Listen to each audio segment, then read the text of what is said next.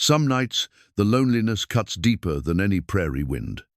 Caleb Boone knows this feeling well as he works his ranch alone, dreaming of children's laughter filling rooms that echo only with silence. One evening, he finds Maggie Rae Dawson behind the livery with her two hungry children. Her husband died in a trail accident, leaving her with nothing but debts and fear. Caleb steps into the fading light and speaks plain. "You're homeless. I'm childless. Come to my ranch.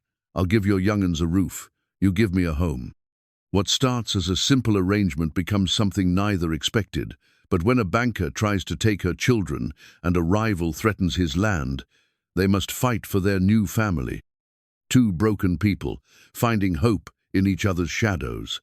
A marriage born of necessity, tested by love. But can two wounded hearts learn to trust when everything hangs in the balance? Before we jump back in, tell us where you're tuning in from, and if this story touches you, make sure you're subscribed, because tomorrow I've saved something extra special for you. The morning sun painted Redemption Ridge in shades of gold and amber, casting long shadows across the weathered buildings that lined Main Street. At the edge of town, where the road turned to dust and dreams, stood Caleb Boone, 6 feet and 7 inches of him watching the world wake up with the patience of a man who had learned to measure time in seasons rather than minutes.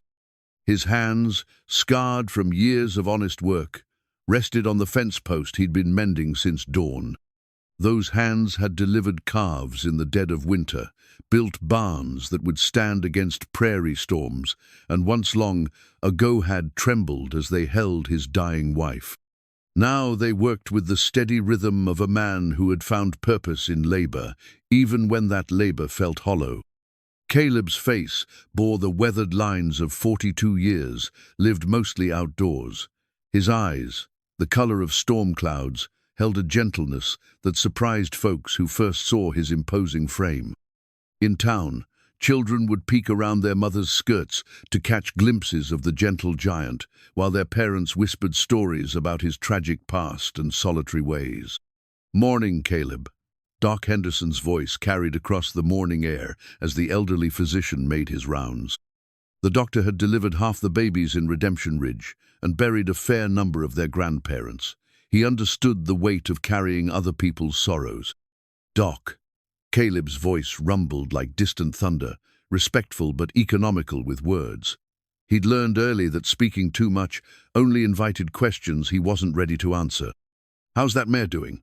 The one with the injured leg?" "She'll pull through. Takes time is all."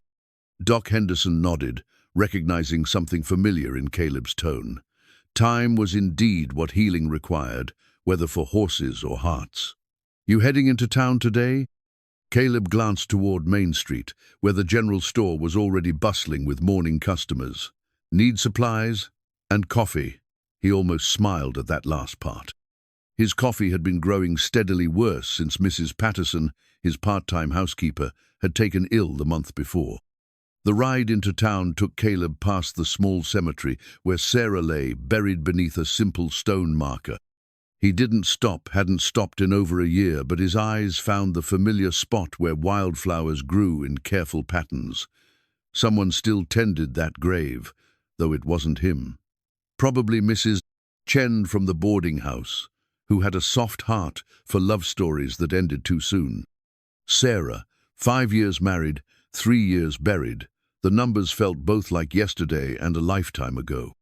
She'd been small where he was large, quick to laugh where he was slow to speak, full of plans where he was content with simple routines. Their home had buzzed with her energy, her dreams of filling the spare bedrooms with children's voices and the kitchen with the chaos of family meals. The miscarriage had come first, in their 2nd year, then another. By the 4th year, Sarah had grown quiet, spending long hours in the garden, talking to plants the way she used to talk to him. When she finally conceived again, they'd both been afraid to hope. The pregnancy progressed well until the final month, when complications arose that Doc Henderson couldn't fix with all his experience and good intentions. She died on a Tuesday morning in October, taking their son with her. Caleb had held them both until the sun set, whispering apologies and promises to empty air. Now his house sat on 800 acres of prime grazing land, too big for one man but perfect for the family he'd never have. The Broken Creek Ranch, named for the stream that wandered through his property in lazy curve, supported 200 head of cattle and a dozen horses. It was prosperous enough to hire help, lonely enough to echo with every footstep. Main Street bustled with its usual morning rhythm as Caleb tied his horse outside Thompson's general store. Redemption Ridge had grown from a railroad stop to a proper town in the 20 years since he'd arrived. The main strip boasted a bank, a hotel, a saloon that served decent meals, and a church that drew folks from 3 counties every Sunday. It was the kind of place where everyone knew everyone else's business, which made privacy a precious commodity. "Caleb Boone, good to see you." Martha Thompson emerged from behind the counter with the efficiency of a woman who had run the general store for 15 years. Her husband Frank handled the heavy lifting, while Martha managed the gossip that came free with every purchase. "Mrs. Thompson."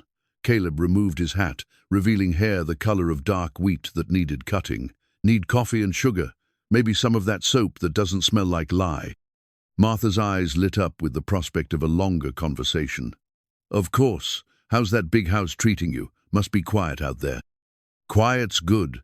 Caleb's response came automatically, a wall built from years of deflecting well-meaning inquiries about his solitary life. "Oh, I know you prefer your peace." Martha bustled around, gathering his items. "But a man your age, with all that land, seems a shame not to share it with someone special." This was familiar territory. Every few months, someone in town would take it upon themselves to remind Caleb of his unmarried state and the theoretical benefits of female companionship. He'd grown skilled at changing the subject. "Been seeing more folks at the bank lately," he observed, nodding toward the imposing brick building across the street. "Vance keeping busy?" Martha's expression shifted, and she lowered her voice. "Too busy if you ask me. That man's been calling in loans faster than a preacher calls sinners to repentance. The Johnsons lost their farm last week. The Kellys are next, from what I hear." Cornelius Vance had arrived in Redemption Ridge 2 years prior, purchasing the failing bank from old Mr. McCready's widow. Where McCready had extended grace periods and worked with struggling families, Vance operated with the cold efficiency of an accountant. Foreclosures had tripled under his management, and several long-time families had packed up their belongings and headed west, looking for new starts in territories where their reputations weren't tied to failed loans. "Hard times," Caleb murmured, though his own finances remained stable. The Broken Creek Ranch generated enough income to weather most storms, and he'd inherited Sarah's modest trust fund, which provided additional security. "Speaking of hard times," Martha continued, wrapping his purchases in brown paper, "there's a widow woman with 2 little ones been asking around for work. Maggie Dawson. Lost her husband in that terrible accident up near Silver Falls. Poor thing's been staying in the room above the store, but—" She trailed off, shaking her head. Caleb had heard about the accident. James Dawson, a traveling merchant, had been thrown from his wagon when his horses spooked during a thunderstorm, broke his neck on the rocks, left behind a wife and 2 young children with nothing but debts and sympathy. "But," he prompted, "well, she can't pay rent, can she? And with 2 children. It's not proper for a single woman to be taking in washing or working in the saloon.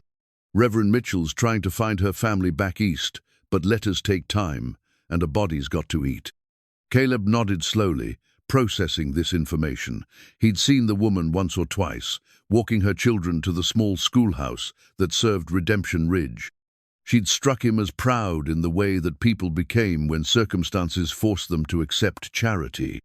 Her children, a girl of maybe 8 and a boy perhaps 5, had the hollow-eyed look of young ones who'd learned too early that the world could be cruel. "She seems like good people," Martha continued. "Quiet, respectful.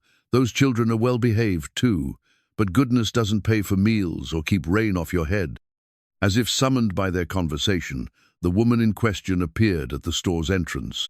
Maggie Dawson stood silhouetted in the doorway, her hand on the shoulder of her daughter while her son pressed close to her other side. She wore a faded blue dress that had been mended more than once, and her dark hair was pulled back in a practical bun beneath a bonnet that had seen better seasons. But it was her eyes that caught Caleb's attention, brown as rich earth, holding a mixture of determination and barely contained desperation that he recognized.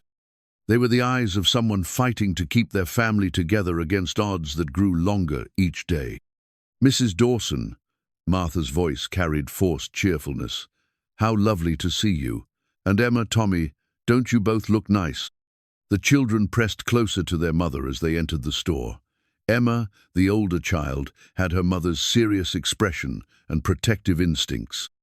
She kept one hand on her little brother's shoulder, scanning the store with the wariness of someone who'd learned that kindness often came with conditions.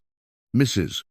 Thompson," Maggie's voice carried the faint accent of somewhere east, not the refined tones of Boston society, but the practical inflection of working people who'd migrated west, seeking better prospects.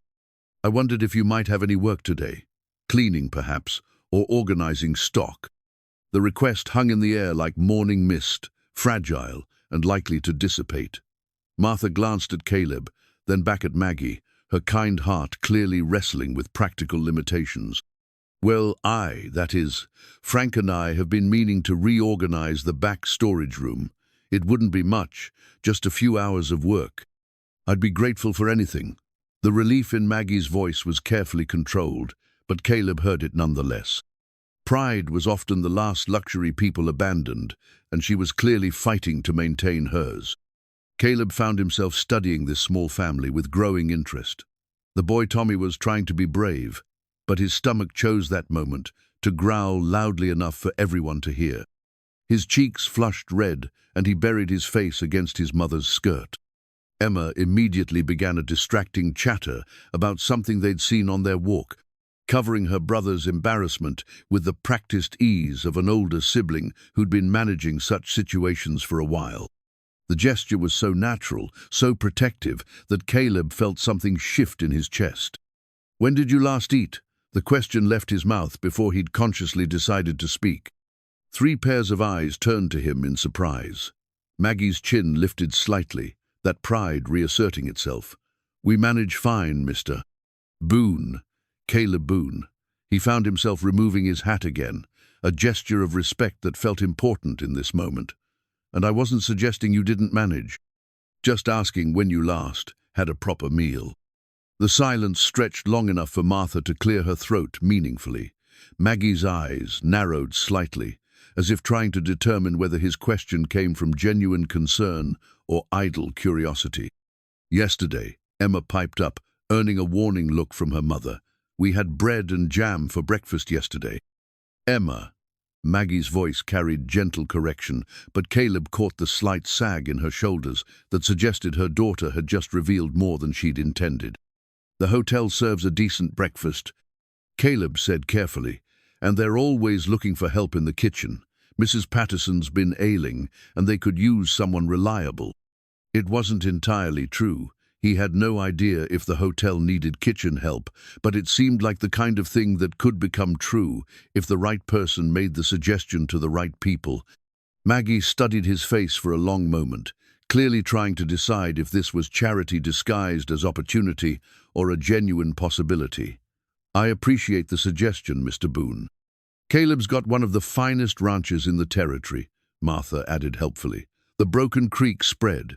Beautiful land, and he runs it better than most men half his age." Caleb shot Martha a look that suggested she was being less helpful than she thought, but the damage was done. Now Maggie would see any assistance from him as the wealthy rancher taking pity on the poor widow. The careful balance of dignity he'd been trying to maintain crumbled a little.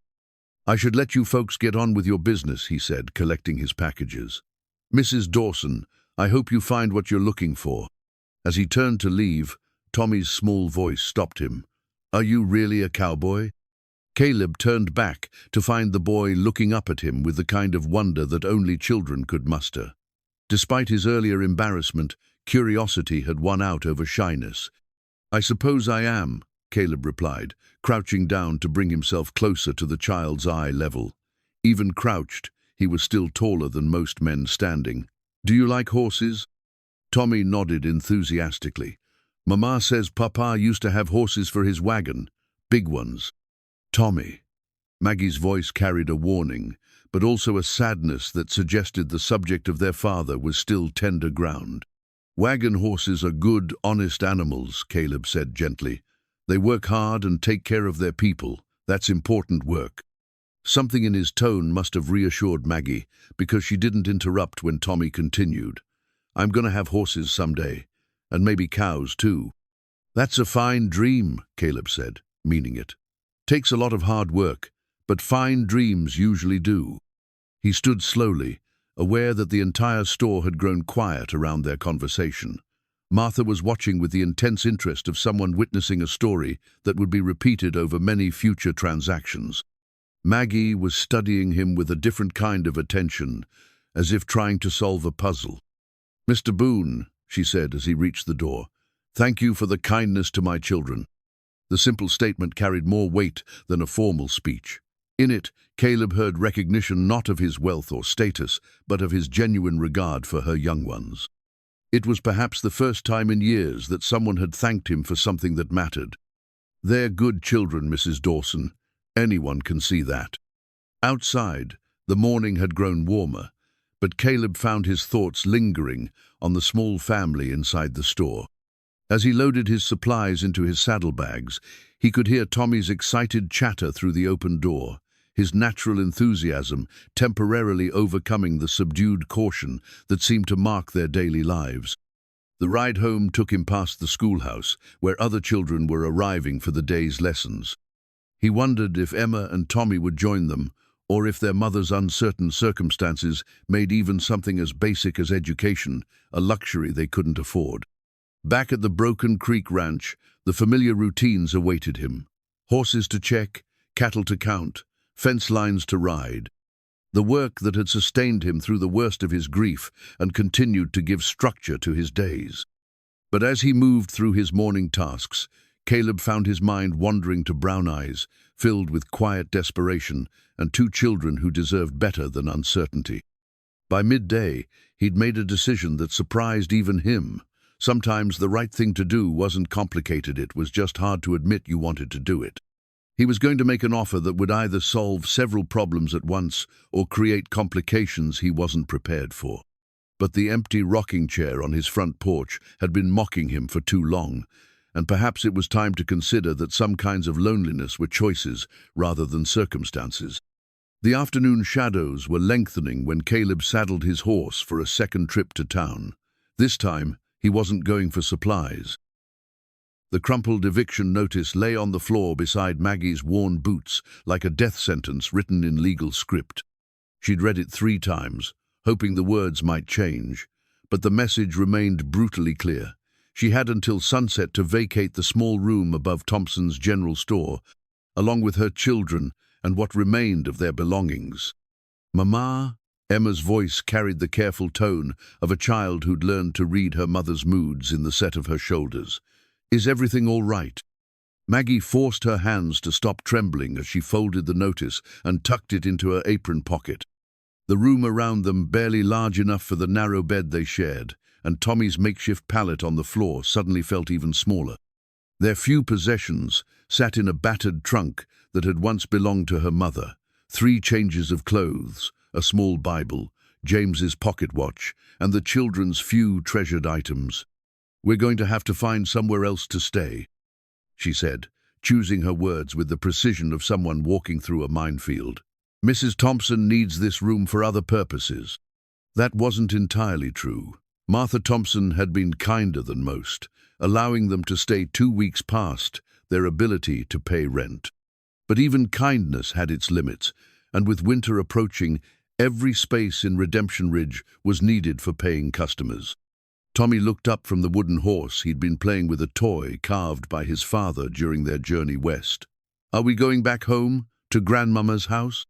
The innocent question hit Maggie like a physical blow. Home was a burned bridge 3 states behind them, where James's gambling debts had made their name a liability, and her mother-in-law had made it clear that a widow with children was a burden she couldn't bear. They'd come west with hopes of a fresh start, only to find that tragedy could follow a family anywhere. "We're going to make a new home," she said, lifting Tommy onto her lap. "Right here in Redemption Ridge. We just need to find the right place." Emma's expression suggested she understood more about their situation than her 8 years should have allowed. Mrs. Chen at the boarding house said they don't take children, and Mr. Williams at the hotel said, "I know what they said." Maggie's voice came out sharper than she'd intended, and she immediately softened it.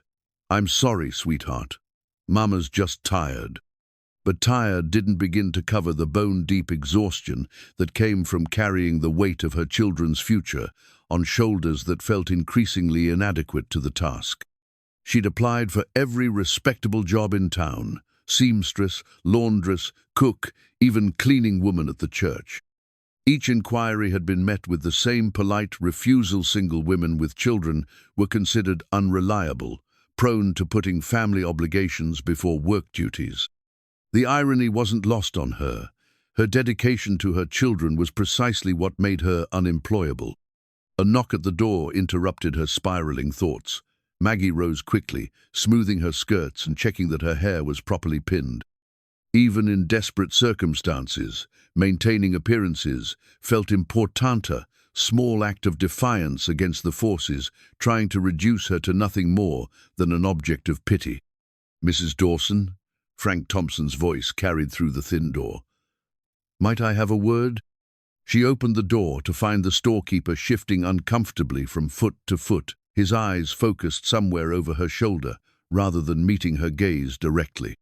Behind him, she could see several other townspeople gathered near the store's front window, watching with the kind of intense interest that came from witnessing someone else's misfortune. "Mr. Thompson, I'm real sorry about this, ma'am. Martha and we've talked it over considerable, but with winter coming and the traveling salesman needing rooms." He trailed off, clearly hoping she would make this easier by accepting the inevitable without discussion. "I understand," Maggie said, though understanding and accepting were entirely different things. "We'll be out before sunset." Frank's relief was visible. "Much obliged. And if there's anything we can do to help you get settled elsewhere." The offer was meaningless, they both knew it, but it allowed him to leave with his conscience relatively intact. Maggie closed the door and leaned against it, allowing herself exactly 30 seconds of panic before forcing her mind back to practical matters. Where could they go?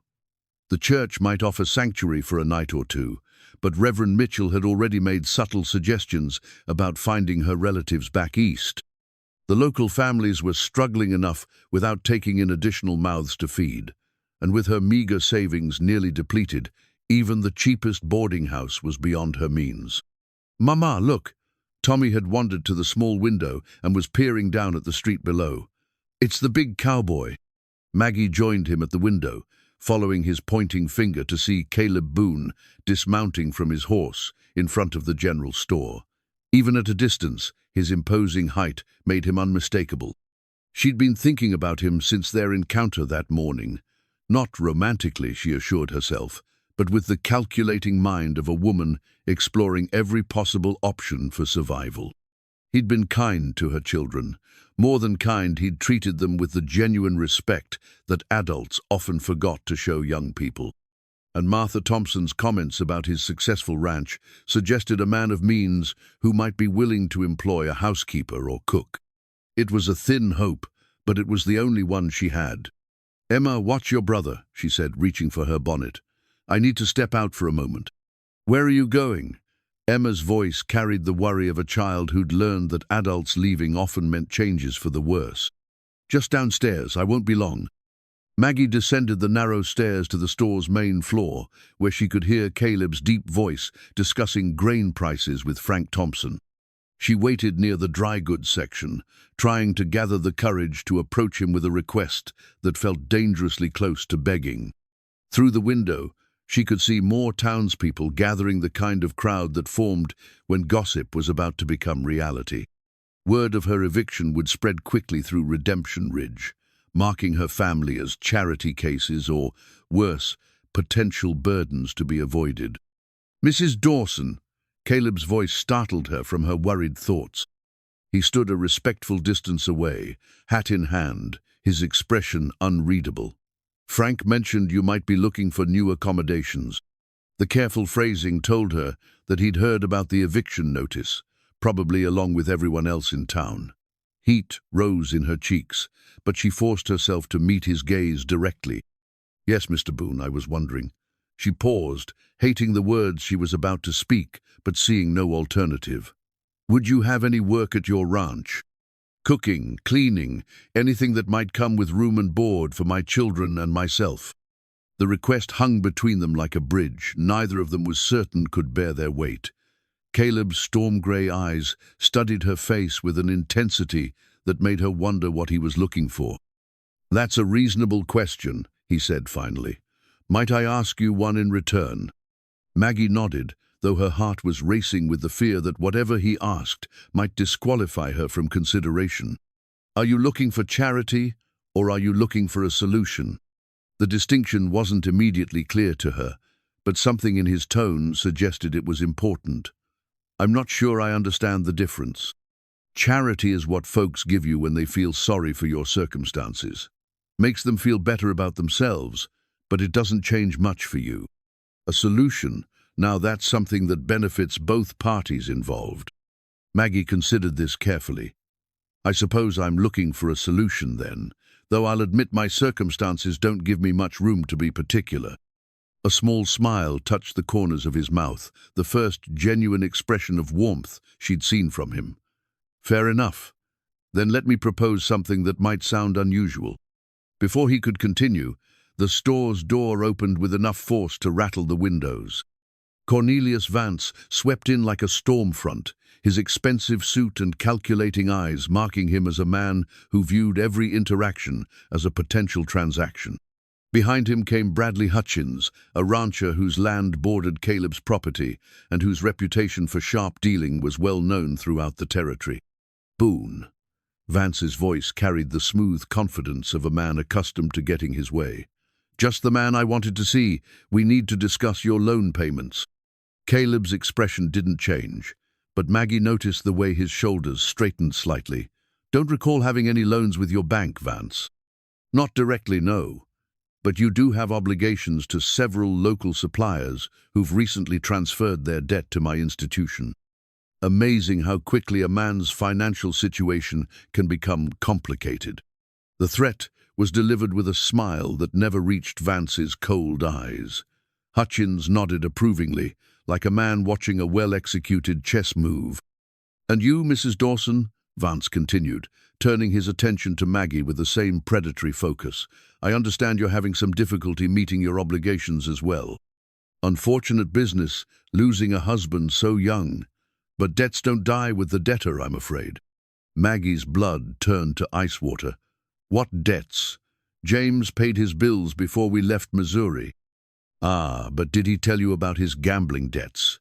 The loans he took against future earnings? The promises he made to men who don't forget such things? Vance's smile widened. I've recently acquired several outstanding notes with your late husband's signature. Quite a sum, actually. The words hit her like physical blows. James had promised her that his gambling days were behind him, that their move west represented a clean slate for their family. The possibility that he'd lied, that his death had left them with debts she knew nothing about, threatened to crush what remained of her composure. Even if that were true, she managed, I couldn't possibly be responsible for debts I didn't incur. Oh, but you could be. Hutchins spoke for the first time, his voice carrying the satisfaction of a man delivering bad news. Particularly when those debts were secured against specific collateral. What collateral? But even as she asked, Maggie felt she already knew the answer. Your children, of course, Vance said pleasantly. Indentured servitude is still perfectly legal in this territory. Your husband signed papers promising their labor until his debts were satisfied. With him gone, that obligation transfers to his estate, which is to say, to you. The world seemed to tilt sideways. Maggie gripped the nearest counter for support, fighting against the wave of nausea that threatened to overwhelm her. That's not possible. James would never. But even as she said it, she remembered the nights he'd come home late, smelling of whiskey and making grand promises about their future prosperity. The times he'd been evasive, about where he'd been or whom he'd been with. The debts they'd fled in Missouri, that he'd claimed were misunderstandings rather than obligations. "I'm afraid it's quite possible and thoroughly documented," Vance continued. "However, I'm not an unreasonable man. The children could work off the debt in a few years, say, until they reach their majority. I have associates who run perfectly respectable establishments where young people can learn valuable trades." The euphemism didn't fool anyone in the room.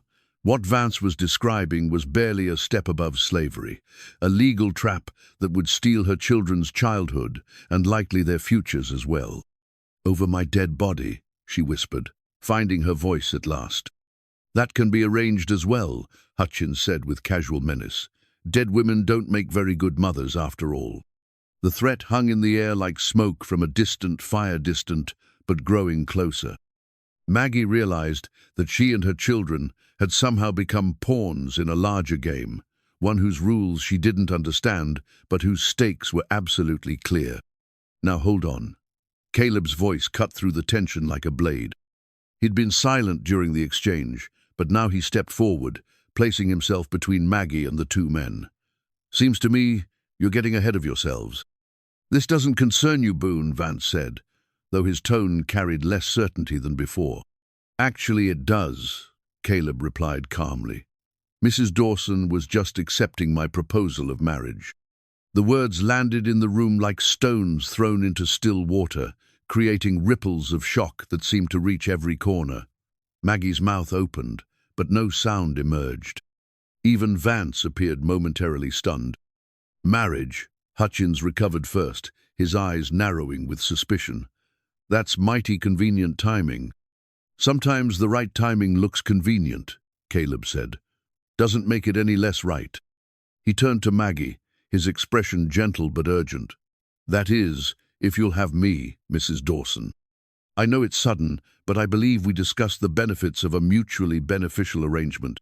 Maggie stared at him, her mind reeling from the rapid shift from despair to this impossible possibility, marriage to a man she barely knew, to save her children from a fate worse than poverty. It was insane, impractical, and quite possibly their only hope. "Ayers," she heard herself say. "Yes, Mr. Boone, I accept your proposal." Vance's face had turned an unpleasant shade of red. "You can't be serious. A marriage of convenience won't protect those children from their father's debts." "Won't it?" Caleb's smile was sharp as winter wind. "I'm not much of a legal scholar, but it seems to me that married women and their children fall under their husband's protection. And I don't recall signing any papers giving you claim to my family." The emphasis on "my family" sent another wave of shock through the room. In the space of 5 minutes, Maggie had gone from homeless widow to engaged woman to claimed family member.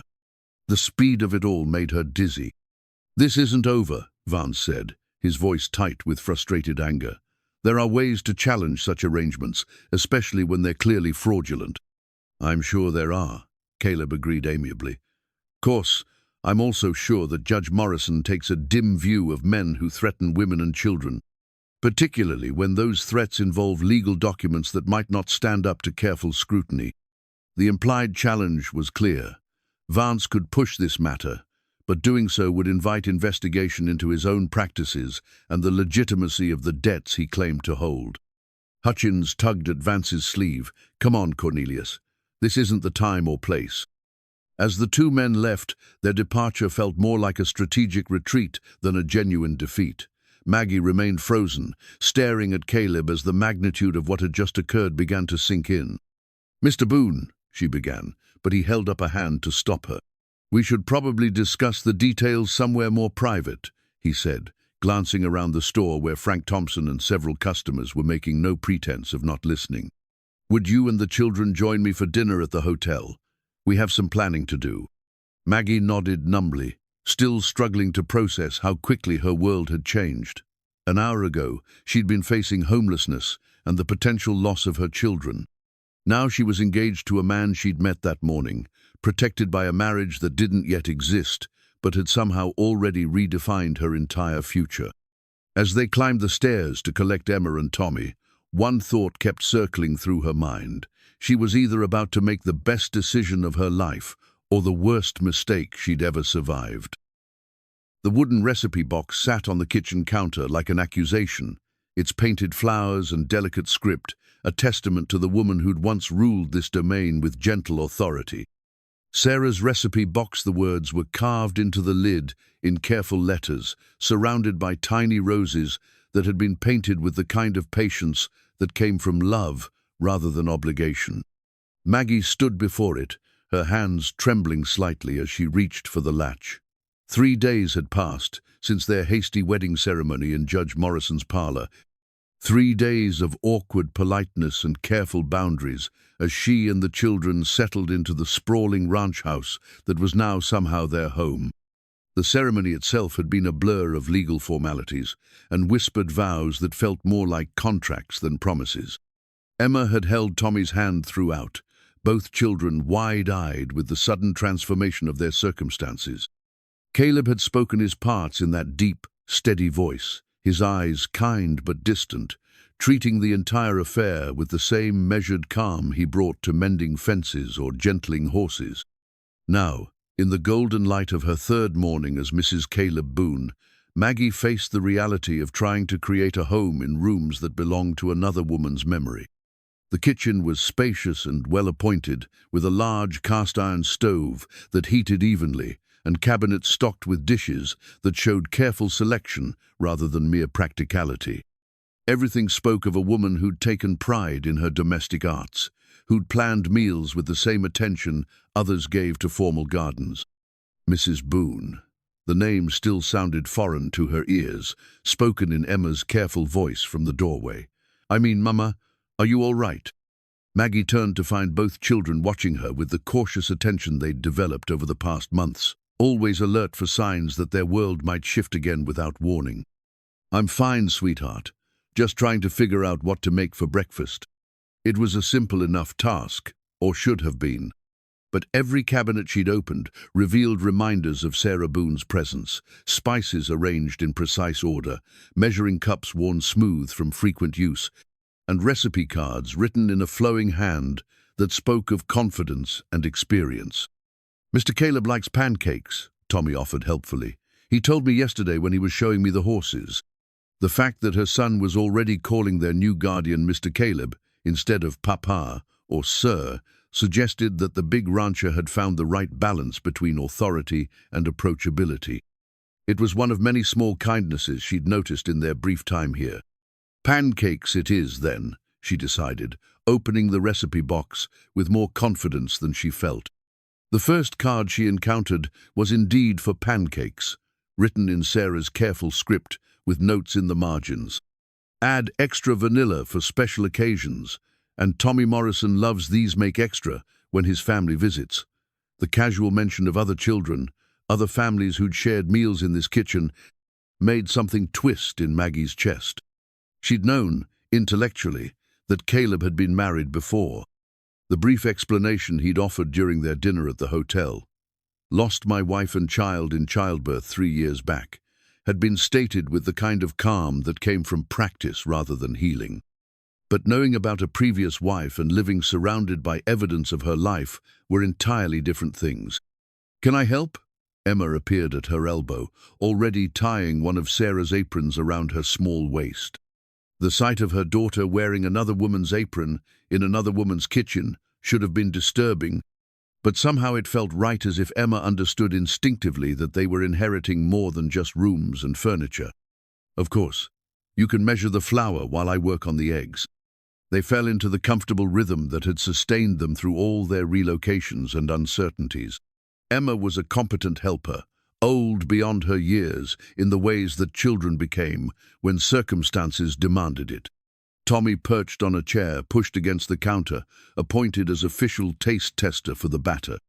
The kitchen filled with the familiar sounds of domestic life, the whistle of the kettle, the sizzle of batter hitting the hot griddle, the gentle chatter of children who were finally beginning to relax in their new environment. For the first time since James's death, Maggie felt something approaching normalcy.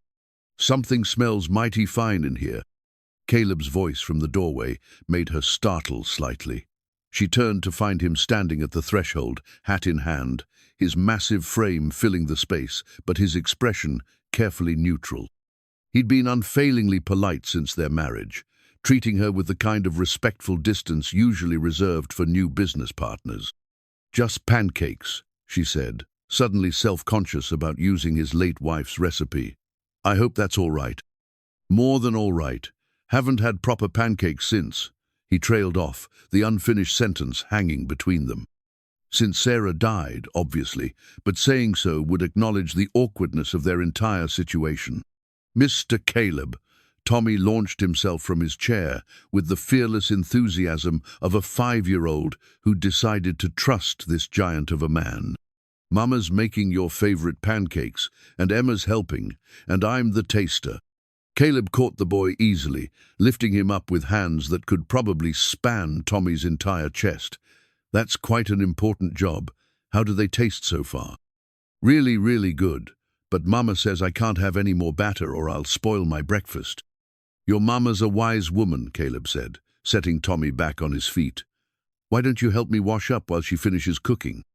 The easy way he deflected Tommy's energy while giving Maggie space to work spoke of natural instincts with children. She found herself wondering, not for the first time, what kind of father he might have been if circumstances had been different. "Emma, would you mind setting the table?" she asked, partly to give her daughter something to do and partly to create some distance from the unexpected intimacy of the moment. As Emma bustled around gathering plates and cutlery, Maggie became aware of Caleb watching her work with the focused attention he might give to a horse he was thinking of buying. It wasn't unpleasant, exactly, but it made her conscious of every movement, every decision.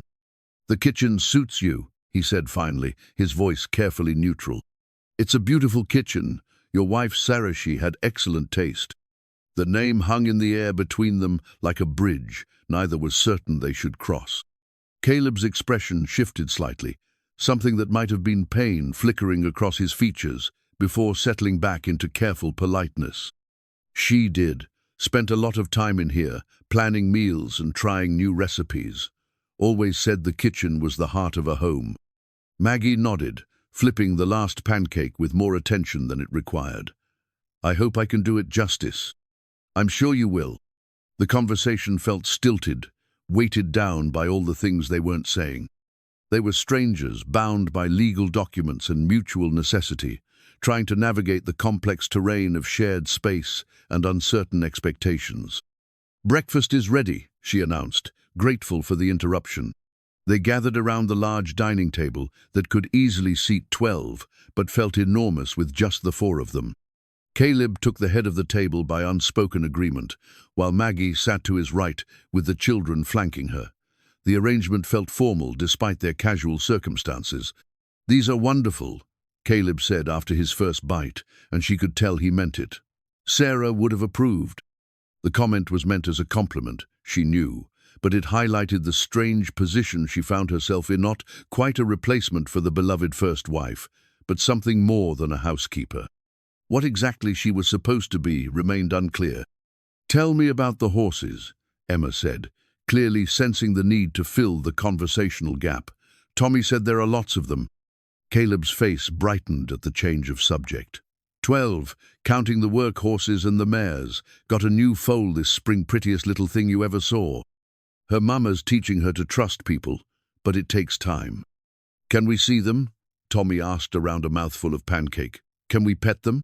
"Tommy, don't talk with your mouth full," Maggie corrected automatically, then felt embarrassed for disciplining her son in front of their host.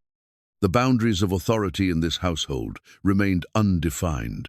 "Your mama's right about table manners," Caleb said easily, supporting her correction without making it seem like criticism. "But yes, you can see the horses. This afternoon if you'd like. Emma too, if she's interested."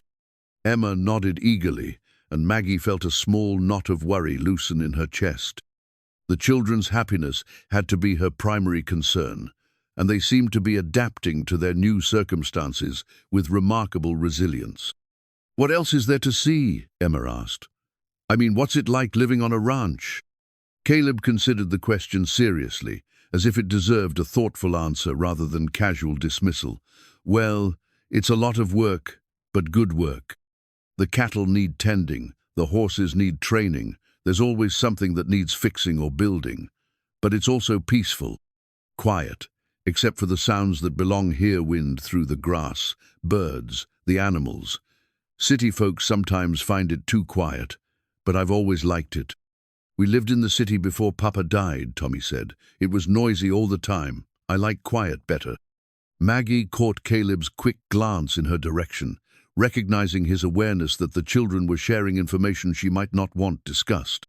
But Tommy's comment was innocent enough, and Caleb seemed to understand the difference between natural curiosity and prying. Quiet takes some getting used to, he said, but once you do, other places seem too loud. The rest of breakfast passed more easily, with Caleb answering the children's questions about ranch life and showing genuine interest in their observations about their new home. By the time they finished eating, some of the awkwardness had eased into something that felt almost like companionship. I should tend to the morning chores, Caleb said, rising from the table. Mrs. Boone, is there anything you need from town? I could send one of the hands in later. The formal address stung a little, though she couldn't say why. I think we have everything we need, thank you. He nodded and headed for the door, pausing to ruffle Tommy's hair and give Emma a gentle smile. Remember what I said about the horses this afternoon? They'll be waiting for you.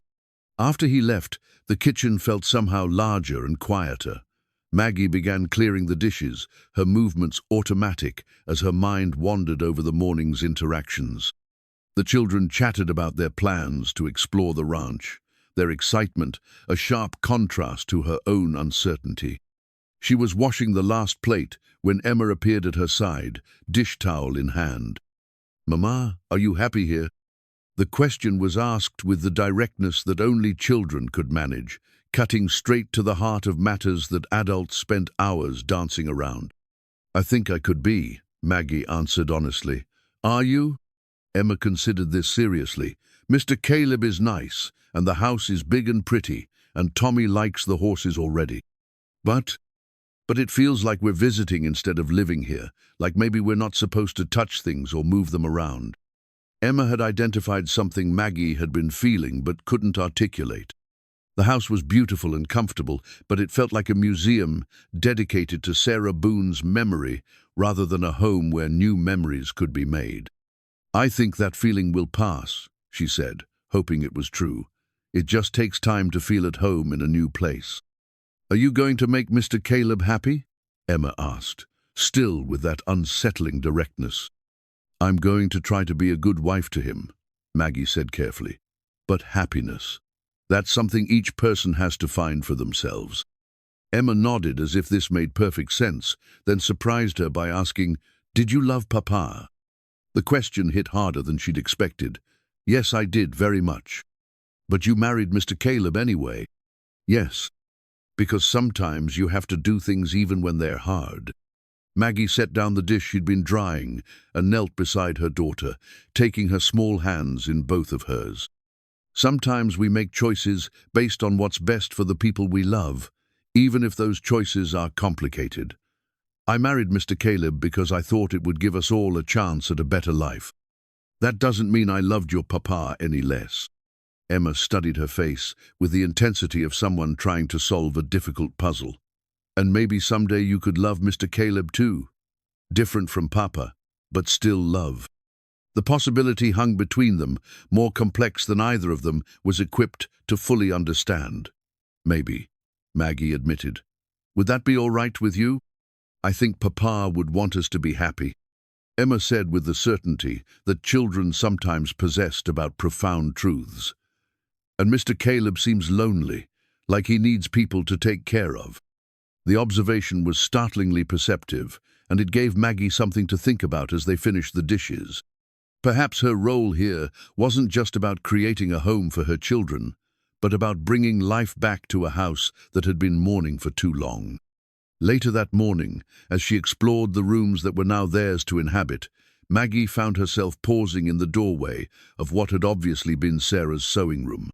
Sunlight streamed through lace curtains onto a basket of half-finished embroidery, a dress form wearing a partially completed gown, and shelves lined with fabric in every color imaginable.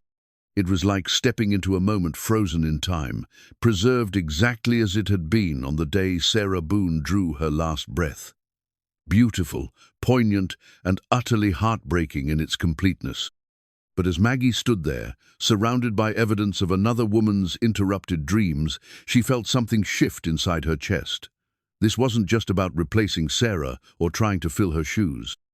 This was about understanding that love could create space for new beginnings without erasing what had come before.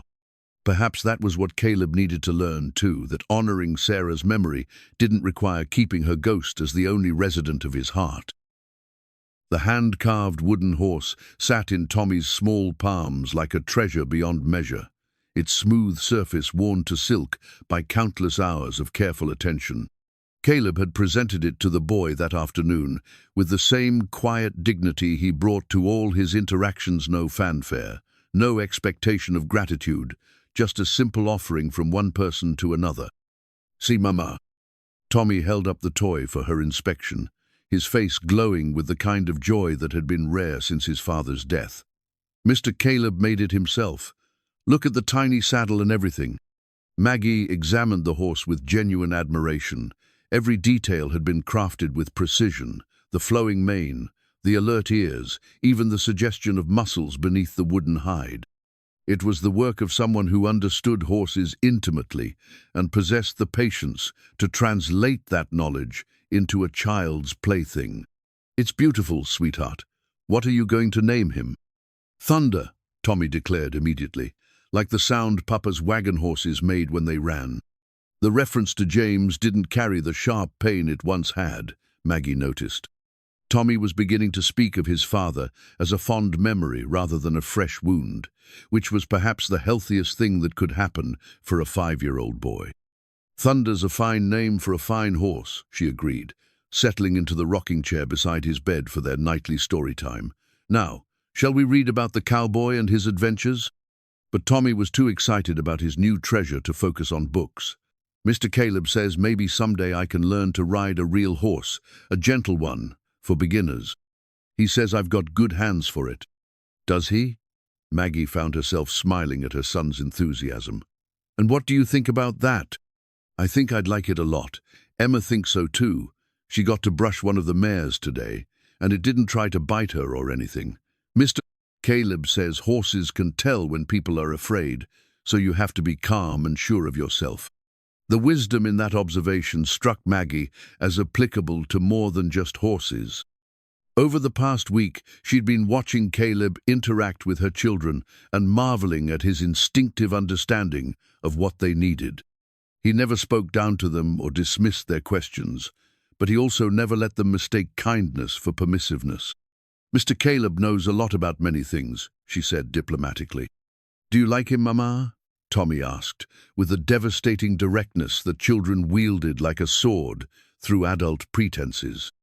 The question caught her off guard, not because she hadn't thought about it, but because she'd been carefully avoiding any deep examination of her feelings toward their enigmatic host. Caleb Boone remained largely a mystery to her kind, but distant, generous, but guarded, treating their marriage as a business arrangement while showing genuine affection for her children. "I think he's a good man," she said carefully. "He's been very kind to us. But do you like him like you liked Papa?" The question hung in the dim light of Tommy's bedroom, weighted with implications that a 5-year-old couldn't possibly understand, but somehow sensed anyway. Maggie found herself studying her son's earnest face, searching for the right words to explain feelings she barely understood herself. "It's different with Mr. Caleb," she said finally. "When I married your papa, we'd known each other for a long time.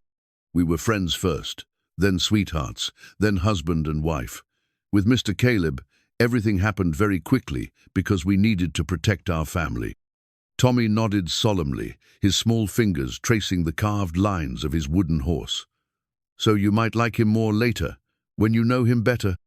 "I might," she admitted, surprised by her own honesty. "Would that be all right with you and Emma?" "I think so. He makes really good pancakes for breakfast sometimes, and he knows how to fix things when they break. And he's teaching me to whistle like the cowboys do." Tommy demonstrated with a breathy attempt that produced more spit than sound. "I'm not very good yet. You'll get better with practice," Maggie assured him, tucking the blankets around his small frame. "Now it's time for sleep. Tomorrow Mr. Caleb is going to show you and Emma how to help with the horses." "Really? We get to help with real ranch work?" "Real ranch work," she confirmed, though the idea of her city, raised children working with livestock, still made her nervous. Caleb had assured her they would only be given age-appropriate tasks, but her protective instincts remained on high alert. Tommy settled into his pillow with a contented sigh. The wooden horse clutched against his chest. "Mama, I think I like living here. It feels safe." The word hit her like a physical blow, not because it was painful, but because it was so perfectly right. Safe. After months of uncertainty and fear, her children were finally somewhere they could simply be children again. "I'm glad, sweetheart. Sleep well." She made her way downstairs, pausing at Emma's room to find her daughter already asleep, a book about horses lying open on her chest. Emma had taken to ranch life with the same quiet competence she brought to everything else, absorbing information about cattle and crops with the focus of a scholar. The main floor of the house was quiet, lit only by the oil lamps she'd left burning in the kitchen and parlor. Through the windows, she could see the warm glow from the bunkhouse where the ranch hands were settling in for the night. It was a peaceful scene, full of the kind of security she'd never expected to find again. "Evening, Mrs. Boone." Caleb's voice from the kitchen doorway made her jump slightly. He stood silhouetted against the lamplight, still wearing his work clothes, but with his hat in his hands and his dark hair mussed from a long day outdoors. "Mr. Boone, I didn't hear you come in." "Didn't want to wake the children," heard Tommy chattering about that horse clear from the barn. His smile was gentle, genuine. "Boy's got a good set of lungs on him. I hope he wasn't bothering you with too many questions. He gets excited about new things." "Wasn't bothering me at all, like having young voices around the place again." He paused, something shifting in his expression. "Been too quiet here for too long." The admission hung between them, more personal than their usual careful exchanges. Maggie found herself really looking at him, for perhaps the first time since their wedding knot, as the solution to her problems, or the stranger she'd married, but as a man dealing with his own complicated feelings about their situation. "The children adore you already," she said. "You have a natural way with them. They're easy to care about. Smart, polite, curious about everything. You've done well raising them on your own." The compliment warmed her more than she'd expected. "It hasn't always been easy. After James died, I sometimes wondered if I was making the right choices for them. Seems to me you made the hardest choice possible when you accepted my proposal. Took courage." Maggie studied his face in the lamplight, noting the lines around his eyes that spoke of years spent squinting into prairie, sun and wind. "It took desperation more than courage, I think. Sometimes they're the same thing." He moved into the kitchen, checking the damper on the stove with the automatic efficiency of someone who'd performed the same routine countless times. Watching him move through his evening tasks, Maggie was struck by how naturally he seemed to include her presence without making it feel like an intrusion. "Can I ask you something?" she said impulsively. He looked up from securing the stove, his expression open but cautious. "Course. Why did you really propose to me? I mean, I understand about helping us, but you could have done that without marriage. You could have offered me work or helped us find somewhere else to go. Why this?" Caleb was quiet for so long that she began to wonder if she'd overstepped some invisible boundary. When he finally spoke, his voice carried the weight of careful consideration. "Been alone in this house for 3 years, he said simply. "Started thinking maybe alone was what I deserved, you know. Like God was punishing me for not being able to save Sarah and the baby." The raw honesty in his voice made her chest tighten with unexpected emotion. "But then I saw you with your children, fighting so hard to keep them safe and fed and loved, and I thought, maybe alone isn't what any of us deserves. Maybe we all deserve a chance at something better, even if it's not what we originally planned. Maggie felt tears threatening and blinked them back quickly. That's very generous of you. Wasn't being generous, was being selfish, if I'm honest. This house needs children's laughter in it. Needs someone who knows how to make it feel like a home instead of a monument to what was lost. The observation was so perceptive that it took her breath away. He'd seen exactly what she'd been thinking about Sarah's preserved rooms and untouched belongings. I don't want to erase her memory, she said quietly. You're Sarah. I can tell how much you loved her. I did love her, still do in a way, but love isn't like a pie, where giving a piece to someone else means less for everyone. It's more like a fire sharing it, makes it grow instead of diminishing it. The metaphor was unexpectedly poetic coming from this practical man, and it revealed depths she was only beginning to glimpse. I've been worried about the children getting too attached, she admitted. If this arrangement doesn't work out, it'll work out, he said with quiet conviction. Maybe not the way either of us imagined, but it'll work out because we'll make it work. Your children deserve stability, and I deserve a chance to be the father I never got to be. The vulnerability in that last statement nearly undid her completely. Here was this strong, capable man, admitting that he needed them as much as they needed him. The wooden horse, she said, understanding suddenly. You made it because you wanted to give Tommy something that came from you. Not because you thought he needed a toy, but because you needed to give him one. Caleb's smile was rueful. You're a perceptive woman, Mrs. Boone.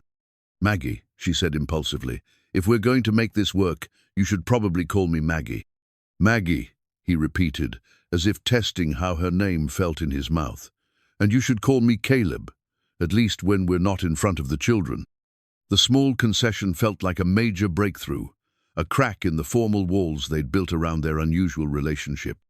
For the first time since their hasty wedding, Maggie allowed herself to consider the possibility that this marriage might become something more than a business arrangement. Caleb, she said, liking the sound of it, thank you. For the horse, for giving the children something to look forward to, for all of it. Thank you for bringing life back to this place. Already feels different with you here. They stood in comfortable silence for a moment, the evening settling around them like a familiar blanket. Outside, night sounds drifted through the windows, the distant lowing of cattle, the whisper of wind through prairie grass, the soft nickering of horses in the barn. I should let you get some rest, Caleb said finally, though he seemed reluctant to break the moment. Tomorrow's going to be a busy day, if those children are as eager to help as Tommy seemed. They are. Emma's been reading every book she can find about horses and cattle. She wants to understand everything. Smart girl. Takes after her mother. The compliment sent warmth spreading through her chest. Good night, Caleb. Good night, Maggie. As she made her way upstairs, Maggie reflected on how much had changed in the space of a single conversation. The careful distance they'd maintained was beginning to erode, replaced by something that felt dangerously close to genuine partnership. In her bedroom, the guest room she'd been given, with its pretty wallpaper and comfortable bed, she prepared for sleep while thinking about wooden horses and the man who carved them for children who needed something beautiful in their lives. Perhaps Emma had been right when she'd observed that Caleb seemed lonely, like someone who needed people to take care of. But what her perceptive daughter hadn't mentioned was that sometimes the people doing the caring needed it just as much as those being cared for. As she drifted off to sleep, Maggie found herself imagining a future where bedtime conversations with Caleb became routine, where the careful politeness between them gave way to something warmer and more genuine. It was a dangerous thing to hope for, but hope, she was learning, had a way of growing even in the most unlikely soil. The bank foreclosure document crackled in Maggie's hands like dry leaves before a storm, its official seal and formal language carrying the weight of shattered dreams. She'd found it among the mail that had accumulated during their absence at church, mixed between advertisements for agricultural equipment and a letter from her sister back east. The Morrison family. She read aloud, though there was no one in the parlor to hear her. Final notice of foreclosure proceedings, property to be auctioned.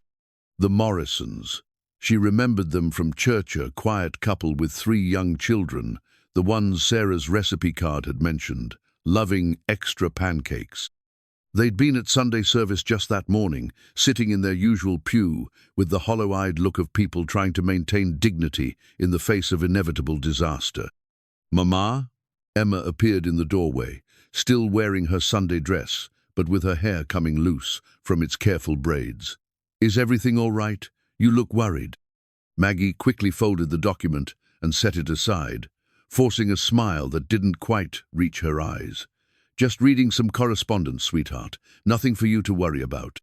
But Emma's expression suggested she wasn't entirely convinced. At 8 years old, she'd already learned to read the subtle signs of adult distress, a skill no child should need to develop. "Are we still going to help Mr. Caleb with the horses this afternoon?" "Of course. Why don't you go change into your work clothes and find Tommy? I'll be out shortly." After Emma left, Maggie picked up the foreclosure notice again, studying the signature at the bottom. Cornelius Vance, President, First National Bank of Redemption Ridge. The same man who'd threatened to take her children, now systematically destroying other families with the cold efficiency of a businessman maximizing profits. She thought about Mrs. Morrison's face during the service that morning, the way she'd held her youngest child a little closer during the prayers, the tremor in her voice when she'd wished Maggie well after the service. The woman had known this notice was coming, had probably been dreading it for weeks. Deep thoughts. Caleb's voice from the doorway made her look up. He'd changed from his Sunday suit into work clothes, but his expression carried the same serious quality it had worn during Reverend Mitchell's sermon about looking after one's neighbors.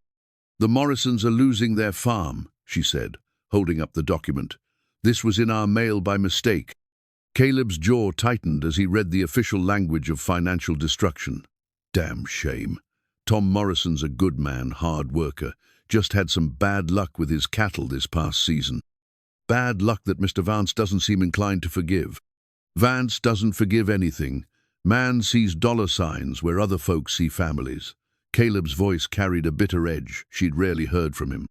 Been watching him systematically buy up properties for less than their worth, then sell them to his associates for considerable profit. The pattern was becoming clear to Maggie. Now Vance wasn't just a strict banker.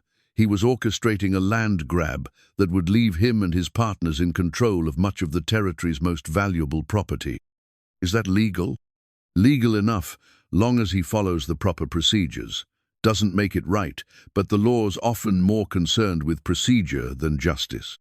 Maggie thought about the threat he'd made regarding her children, about the papers he'd claimed gave him authority over their lives.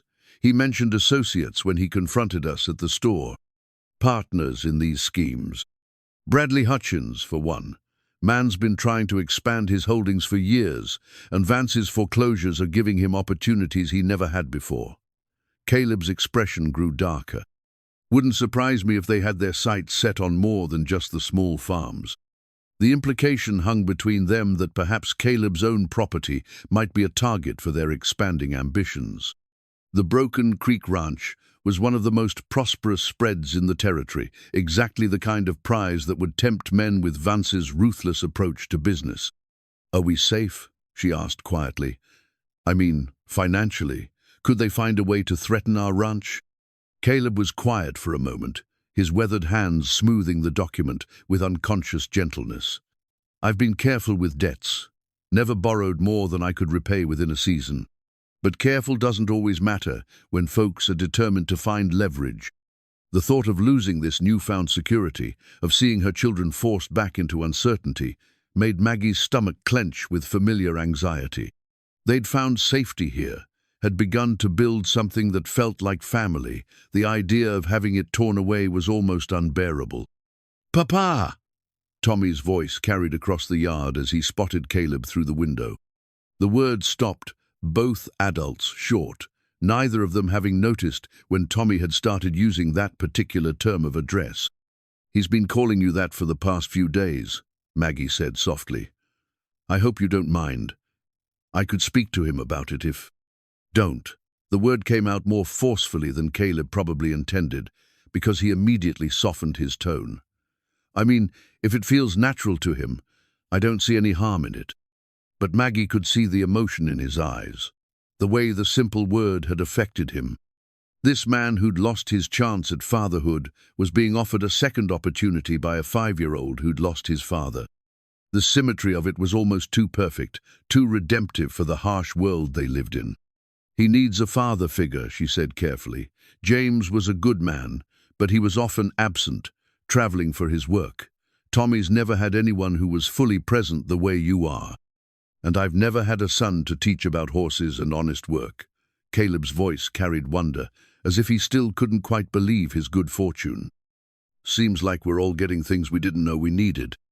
Through the window, they could see Tommy racing around the yard with his wooden horse, making galloping sounds and occasionally stopping to share some important observation with the ranch hands, who were indulging his chatter with good-natured patience. Emma's been different too, Maggie observed. More confident, asking questions about everything from cattle breeding to crop rotation. She's never shown much interest in practical matters before. Smart girl like that should understand how the world works. Most young ladies don't get the chance to learn about business and land management, but there's no reason she shouldn't if she's interested. The casual way he dismissed traditional limitations on her daughter's education spoke to an open-mindedness that Maggie found increasingly attractive. In their previous life, James had assumed Emma would follow conventional feminine pursuits: marriage, motherhood, domestic arts. The idea that she might have other options hadn't occurred to him. You'd really teach her about running a ranch? If she wants to learn, I'd be pleased to teach her. Property and livestock don't care if their owner wears skirts or trousers, long as they know what they're doing. Emma chose that moment to appear on the porch, having changed into the practical clothes Maggie had sewn for her during their first week at the ranch. The sight of her daughter in sturdy boots and a split skirt designed for outdoor work still surprised Maggie sometimes, this confident, capable girl emerging from the timid child they'd been just weeks ago. "Are we ready to work with the horses?" Emma called through the window. "Tommy's been practicing his rope knots, and I've been reading about different breeds." "Coming," Caleb called back, then turned to Maggie with an expression that had grown serious again. "About the Morrison situation, I'm thinking of riding over there this evening, see if there's anything to be done. Tom's a proud man, but sometimes pride has to take second place to practical help." "That's very kind of you." "Kindness has nothing to do with it. Any man who'd stand by and watch his neighbors lose everything isn't much of a man at all." He paused, studying her face. "You're welcome to come along, if you'd like. Might be good for Alice Morrison to have another woman to talk to." The invitation felt significant, another step toward genuine partnership rather than polite cohabitation. "I'd like that. The children could stay with Mrs. Patterson. I'm sure she'd enjoy the company." "Good. We'll head over after supper then." As they prepared to join the children for their afternoon work with the horses, Maggie found herself thinking about the contrast between the men in her life. James had been charming and optimistic, but his solution to problems had often been to move somewhere else and start over. Caleb's instinct was to dig in deeper, to face difficulties head-on and find ways to help his community weather whatever storms arose. The afternoon passed in a blur of patient instruction and delighted discovery. Tommy proved to have a natural ease around the horses, approaching them with the fearless confidence that only young children could muster. Emma was more cautious but intensely focused, absorbing every detail about proper grooming techniques and the subtle signs that indicated a horse's mood. Watching Caleb work with her children, Maggie was struck by the transformation in all of them. Tommy was more animated than she'd seen him since before James's death, chattering constantly about what he was learning and making elaborate plans for when he'd be old enough to ride alone. Emma had shed her usual serious demeanor in favor of genuine enthusiasm, asking complex questions about breeding programs and winter feed requirements. And Caleb was becoming the man he was meant to be, patient and encouraging, sharing his knowledge with the generosity of someone who'd found his true calling. The lonely widower was disappearing, replaced by a devoted father and teacher who seemed to grow more confident in the role with each passing day. "Look, Mama!" Tommy called from inside the corral, where he was brushing a gentle mare under Caleb's watchful supervision. "She likes me. Her ears are forward, which means she's happy." "I can see that, sweetheart. You're doing beautifully. Papa says maybe next week I can start learning to lead her around the corral with a halter. Emma gets to help pick out which horses might be good for breeding next spring." The casual use of Papa seemed to come naturally now, and Maggie noticed that Caleb no longer seemed surprised by it. They were becoming a family in the most organic way possible, no, through grand declarations or formal ceremonies, but through shared work and daily kindnesses. As the sun began to set, painting the prairie in shades of gold and amber, they made their way back to the house for supper. The children raced ahead, eager to tell Mrs. Patterson about their adventures, while Maggie walked beside Caleb in comfortable silence. "They're happy here," she said finally. "So are you, I think." It wasn't a question, but she answered anyway. "Yes, more than I expected to be." "Good, because I've been thinking this arrangement of ours. It's working better than either of us probably hoped. But it's still just an arrangement. Maybe it's time we started thinking of it as something more permanent." The comment sent a flutter of something anticipation, anxiety, through her chest. "What did you have in mind?" "I mean, we should start making plans together. Real plans, for the future. What we want this ranch to look like in 5 years, 10 years. How we want to raise the children. What kind of life we want to build together." The suggestion was both thrilling and terrifying. It implied a level of commitment that went far beyond their original agreement, a willingness to invest in a shared future rather than simply managing a temporary arrangement. "I'd like that," she heard herself say. "I'd like that very much." As they reached the house, where warm light spilled from the windows and the sounds of her children's laughter drifted from the kitchen, Maggie realized that somewhere along the way, she'd stopped thinking of this as Caleb's house, where they were staying, and started thinking of it as their home where they belonged. It was a dangerous shift in thinking, but perhaps the most dangerous things were also the most worthwhile. The love letter lay open on Maggie's lap like an accusation, its faded ink and careful script a testament to a devotion so profound that it made her chest ache with something uncomfortably close to jealousy. She'd found it while organizing Caleb's desk tucked between mundane ranch records and supply receipts, as if he'd been trying to hide it even from himself. "My dearest husband," the letter began in Sarah's flowing handwriting. "I know you worry that I married you too quickly, that perhaps I don't fully understand the solitude that ranch life requires. But sitting here in our parlor, watching you work with the horses through the window, I am more certain than ever that I was born to love you in this place, in this life we're building together." Maggie's hands trembled as she continued reading, each word deepening her understanding of what she was trying to replace. This wasn't just a marriage that had been cut short by tragedy, was a love story interrupted at its peak, leaving behind a man who'd been completely, utterly cherished by a woman who'd seen their future with crystalline clarity. "I dreamed again last night about the children we'll have," Sarah's letter continued. "I could see them so clearly, a boy with your steady hands and quiet wisdom, a girl with my quick laugh, but your gentle heart.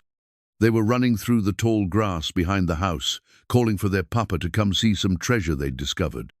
You were laughing, truly laughing, and I thought, this is what happiness looks like." The words hit Maggie like physical blows.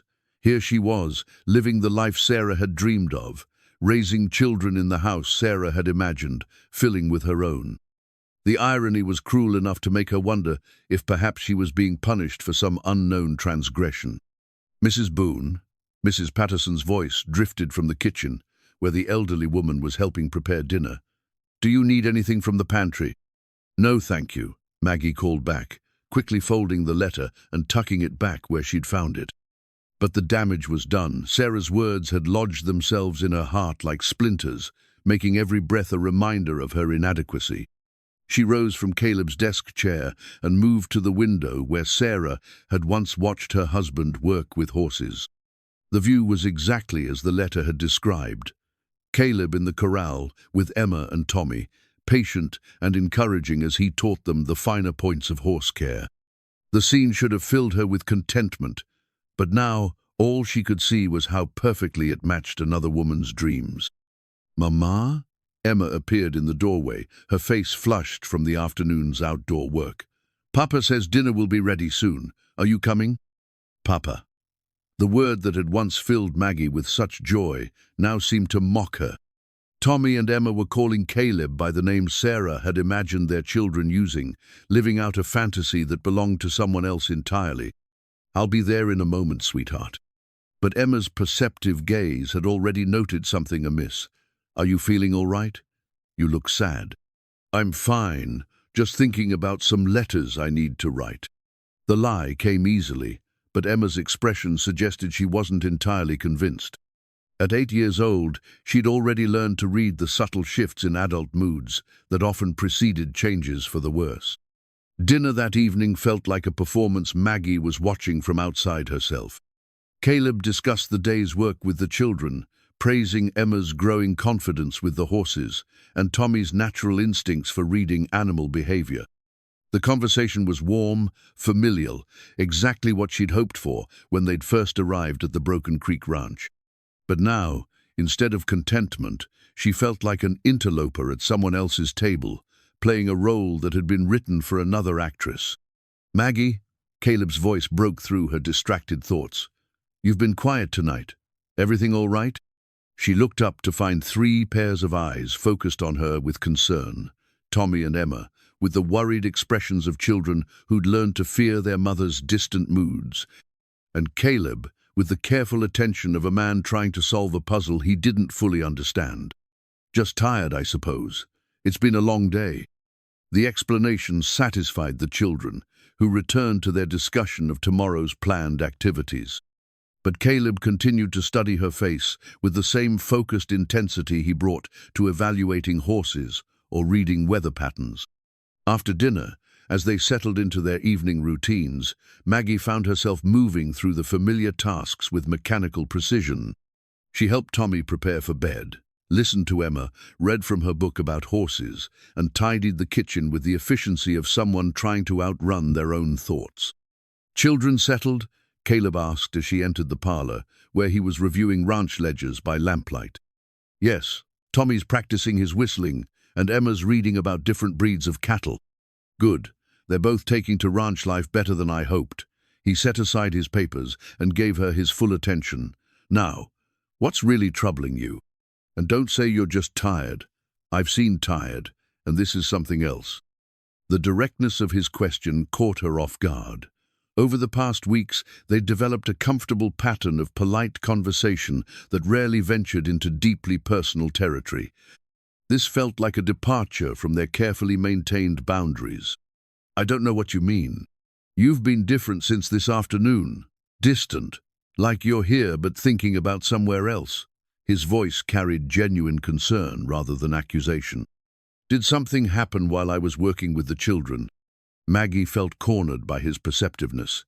The letter burned in her memory like a secret she couldn't bear to keep but didn't dare reveal.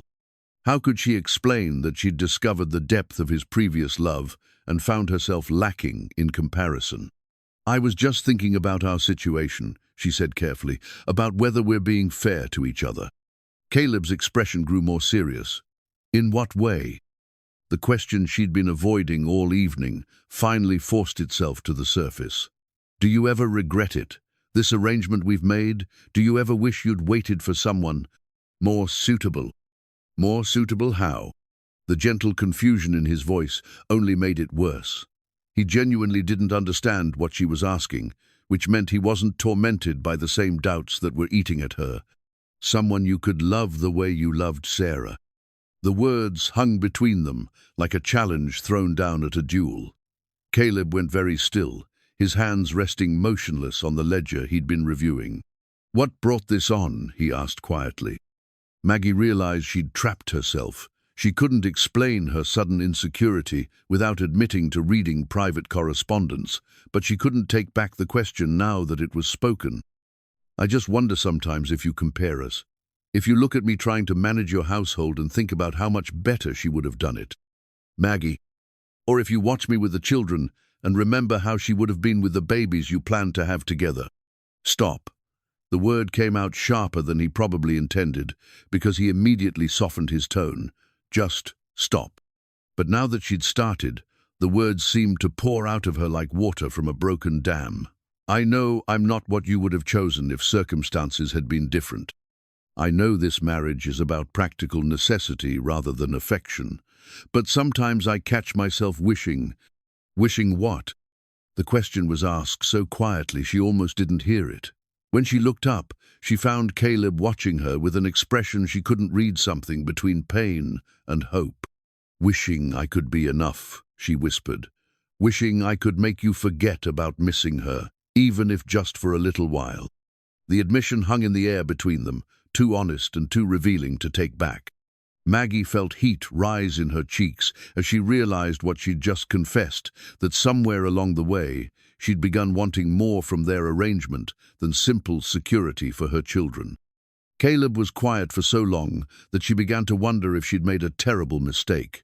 When he finally spoke, his voice carried a weight that suggested he was choosing his words with extraordinary care. Sarah's been gone for 3 years, he said finally. 3 years of this house being too quiet, of eating meals alone, of going to bed every night, knowing I'd never again have someone to share my thoughts with at the end of the day. Maggie nodded, not trusting herself to speak. When I proposed to you, I told myself it was about practical matters. You needed security, and I needed help managing a household that had grown too big for one person. But that wasn't entirely true. She looked up at him, something in his tone making her heart beat faster.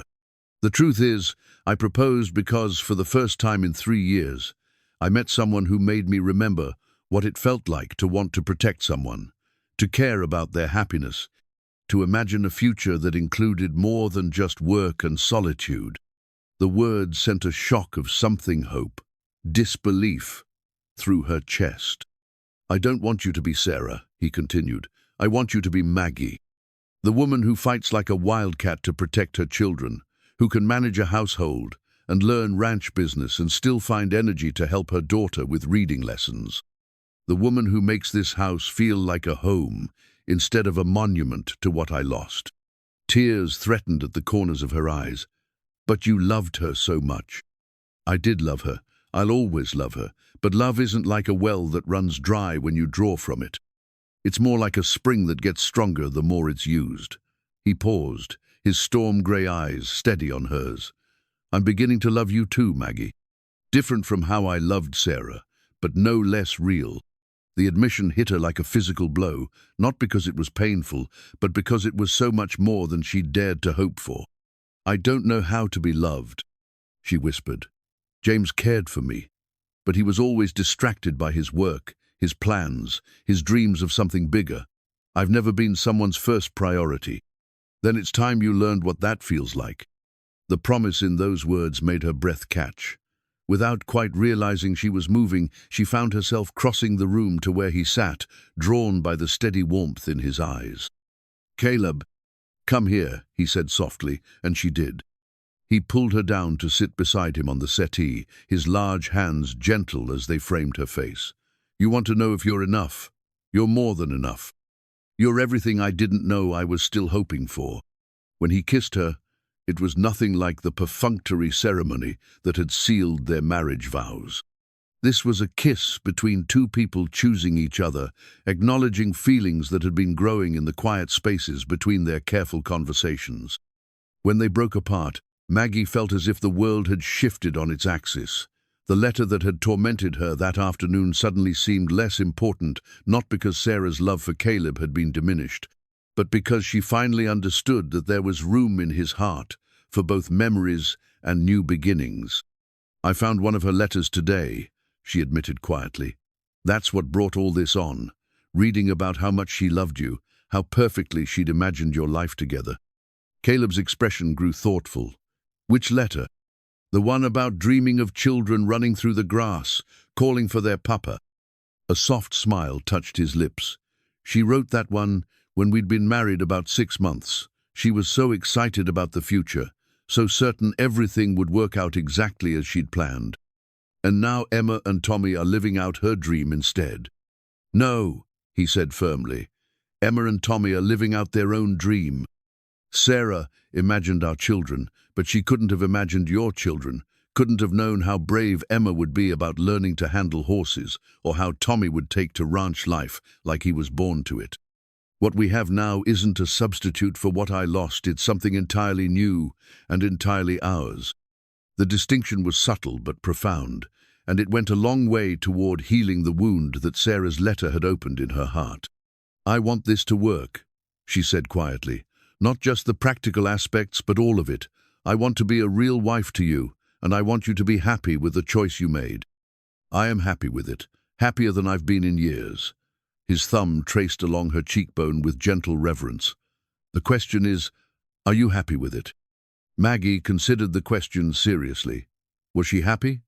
The uncertainty and worry were still there, but underneath them was something she'd almost forgotten how to recognize: contentment, security, the sense of being exactly where she belonged. "I'm getting there," she said honestly. "It's scary, caring about someone again, trusting that this won't be taken away." "I can't promise nothing will ever go wrong," Caleb said, "but I can promise I'll do everything in my power to protect what we're building here. You and the children, you're my family now. That means something to me." As they sat together in the lamplight, talking quietly about their hopes and fears for the future, Maggie felt some essential knot in her chest begin to loosen. She wasn't Sarah, and she never would be. But perhaps that was exactly what Caleb needed, not a replacement for what he'd lost, but a partner for whatever came next. Outside, the prairie wind whispered through the grass with the sound of new beginnings, and for the first time since their wedding day, Maggie allowed herself to believe that those beginnings might include a love story of their own. The legal custody papers arrived on a Tuesday morning that had started like any other, tucked between a seed catalogue and a letter from Caleb's sister back east. Maggie had been humming while she prepared breakfast, still glowing from the previous evening's conversation with Caleb, when Sheriff Mills knocked on the door with an expression that immediately killed her newfound contentment. "Mrs. Boone," he said, removing his hat with the solemnity reserved for delivering bad news, "I'm afraid I have some documents here that require your immediate attention." The papers felt heavier than their actual weight as Maggie accepted them, her eyes scanning the official seals and legal terminology that seemed designed to intimidate rather than inform. But the core message was brutally clear. James Dawson had indeed signed papers prior to his death, using his children as collateral for gambling debts that far exceeded anything she'd imagined. "This can't be right," she whispered, her voice barely audible over the thundering of her own heartbeat. "James would never—" "I'm afraid the documentation is quite thorough, ma'am," Sheriff Mills said gently. "Mr. Vance has presented witness statements, promissory notes, even receipts from gambling establishments in 3 different towns. Your late husband appears to have been living well beyond his means for some time." The words hit her like a series of physical blows. Emma and Tommy were upstairs getting dressed for the day, chattering about their plans to help with the horses after their morning lessons. They had no idea that their entire world was about to be threatened by debts incurred by a father they remembered with love and respect. "What does this mean exactly?" she asked, though she suspected she already knew the answer. "It means that Mr. Vance has legal claim to your children's labor until such time as their father's debts are satisfied. The territorial court has reviewed the documentation and found it to be in order." Maggie's knees nearly buckled. "How much does he claim we owe?" Sheriff Mills consulted another document, his expression growing grimmer. "Including interest and legal fees, the total comes to just over $8,000. The number was staggering, more money than most families saw in a lifetime. Even if she worked every day for the rest of her life, she could never hope to earn such a sum. $8,000 for 2 children to work off at prevailing wages, she said, doing the terrible mathematics in her head. That would be approximately 15 years for each child, assuming they're able to work full-time, starting immediately. 15 years. Emma would be 23 before she was free. Tommy would be 20. Their entire childhoods stolen by a man who'd supposedly loved them. "There has to be something we can do," she said desperately. "Some way to challenge this." Sheriff Mills's expression was sympathetic, but not hopeful. "Mr. Vance has been very thorough in his documentation. The debts appear to be legitimate, and the legal framework for collecting them is well established in territorial law." "What about my marriage to Caleb? Doesn't that change anything?" "I'm afraid not, ma'am. The debts were incurred before your remarriage, and they're specifically tied to the children rather than to you personally. Your new husband would have no legal obligation to assume responsibility for them." But even as Sheriff Mills spoke, Maggie heard the heavy tread of boots on the front porch, followed by Caleb's voice calling out that he was back from checking the north pasture. The conversation she was about to have would destroy the fragile happiness they'd begun building together. "Sheriff Mills," Caleb's voice carried from the doorway, his tone immediately shifting to concern as he took in the scene. "What brings you out here so early?" "Legal matter concerning Mrs. Boone and her children," the sheriff replied. "Perhaps you'd better sit down, Caleb." As Sheriff Mills explained the situation, Maggie watched her husband's face cycle through disbelief, anger, and something that looked dangerously close to despair. The man who'd promised just the night before to protect their family was being presented with a legal framework designed to tear it apart. "This is impossible," Caleb said finally. "James Dawson struck me as an honest man, maybe not the most practical, but not someone who'd gamble away his children's future." "Desperate men do desperate things," Sheriff Mills observed. "And according to the documentation, Mr. Dawson was deeper in debt than anyone realized. The gambling was apparently his attempt to win enough money to pay off earlier obligations." Maggie felt sick as the pattern became clear. James had been caught in a spiral of debt and increasingly risky bets, each loss driving him to greater desperation. The trip west hadn't been about seeking new opportunities, it had been about running from creditors who were closing in. "Where are the children now?" Caleb asked, his voice carefully controlled. "Upstairs, getting ready for the day," Maggie said. "They don't know anything about this yet." "And when is Mr. Vance planning to collect on these debts?" Sheriff Mills consulted his papers again. "He's requested that the children be turned over to his custody by end of business today. He has arrangements with several establishments that can provide appropriate work and supervision." The euphemism didn't fool anyone. What Vance was describing was indentured servitude at best, and something approaching slavery at worst.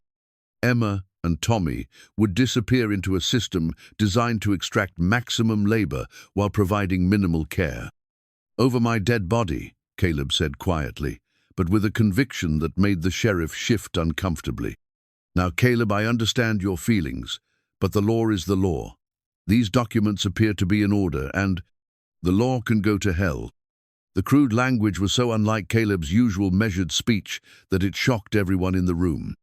Maggie had never seen him lose his composure, but the threat to Emma and Tommy had stripped away his characteristic calm.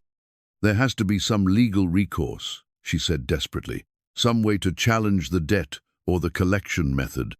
"Well," Sheriff Mills said reluctantly, "there is one possibility. If someone were willing to assume responsibility for the entire debt, that would transfer the obligation away from the children." "How much did you say the total was?" Caleb asked.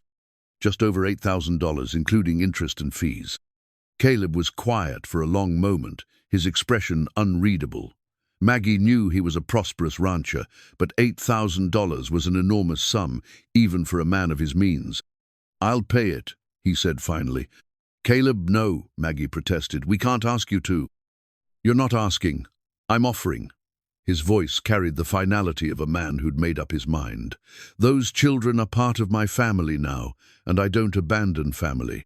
Sheriff Mills looked uncomfortable with this development.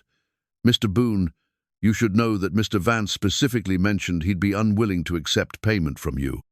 He seems to believe your marriage to Mrs. Dawson was fraudulent, entered into specifically to avoid these obligations."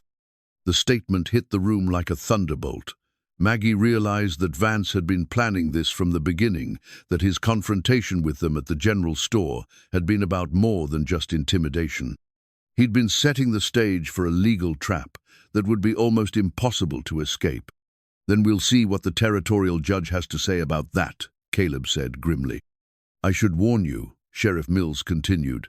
"Mr. Vance has also filed papers claiming that your marriage is invalid due to fraudulent intent. He's requesting that it be annulled, which would remove any legal protection Mrs. Dawson might have gained through the union." The world seemed to tilt sideways. Not only were her children being threatened, but the marriage that had begun to offer hope for genuine happiness was being challenged in court. Everything they'd built over the past weeks was being systematically destroyed by a man who saw human suffering as a profitable business opportunity. "Papa?" Tommy's small voice from the stairway made everyone freeze. "What's wrong? Why does everyone look so sad?" Maggie turned to see both children standing on the stairs, fully dressed but clearly aware that something terrible was happening in the parlor below. Emma's expression was particularly worried. She'd lived through enough adult crises to recognize the signs of impending disaster. "Come here, you two," Caleb said gently, opening his arms to receive them. "We need to have a family talk." As the children settled beside him on the settee, Maggie watched her husband's face transform from anger to protective tenderness. Whatever legal battles lay ahead, he was determined to shield Tommy and Emma from as much of the ugliness as possible. "Are we in trouble?" Emma asked, her voice carrying the careful control of a child trying to be brave. "You're not in trouble," Caleb assured her, "but there are some people who are trying to cause problems for our family, and we need to figure out how to handle that." Tommy pressed closer to Caleb's side, his wooden horse clutched against his chest. "Are they going to make us leave?" "Not if I have anything to say about it," Caleb replied, his voice carrying absolute conviction. "You're my children now, and nobody takes my children away from me." Sheriff Mills cleared his throat uncomfortably. "Mr. Boone, I have to serve these papers officially. The court requires that Mrs. Dawson and Mrs. Boone acknowledge receipt of the custody order." "Then serve them," Caleb said. "But understand that we'll be fighting this every step of the way." As Maggie signed the papers acknowledging receipt of documents that could destroy her family, she felt something hardening in her chest, determination born of desperation, but tempered by the growing certainty that she wasn't fighting this battle alone. "Sheriff," she said as he prepared to leave, "how long do we have before Mr. Vance can enforce these custody orders?" "The court has granted a hearing in 3 days' time. If you can't successfully challenge the debt or the collection method by then," he trailed off, the implication clear. 3 days to find a way to keep her children safe. 3 days to prove that her marriage was legitimate rather than a legal fiction. 3 days to outmaneuver a man who'd had months to prepare his attack on their family.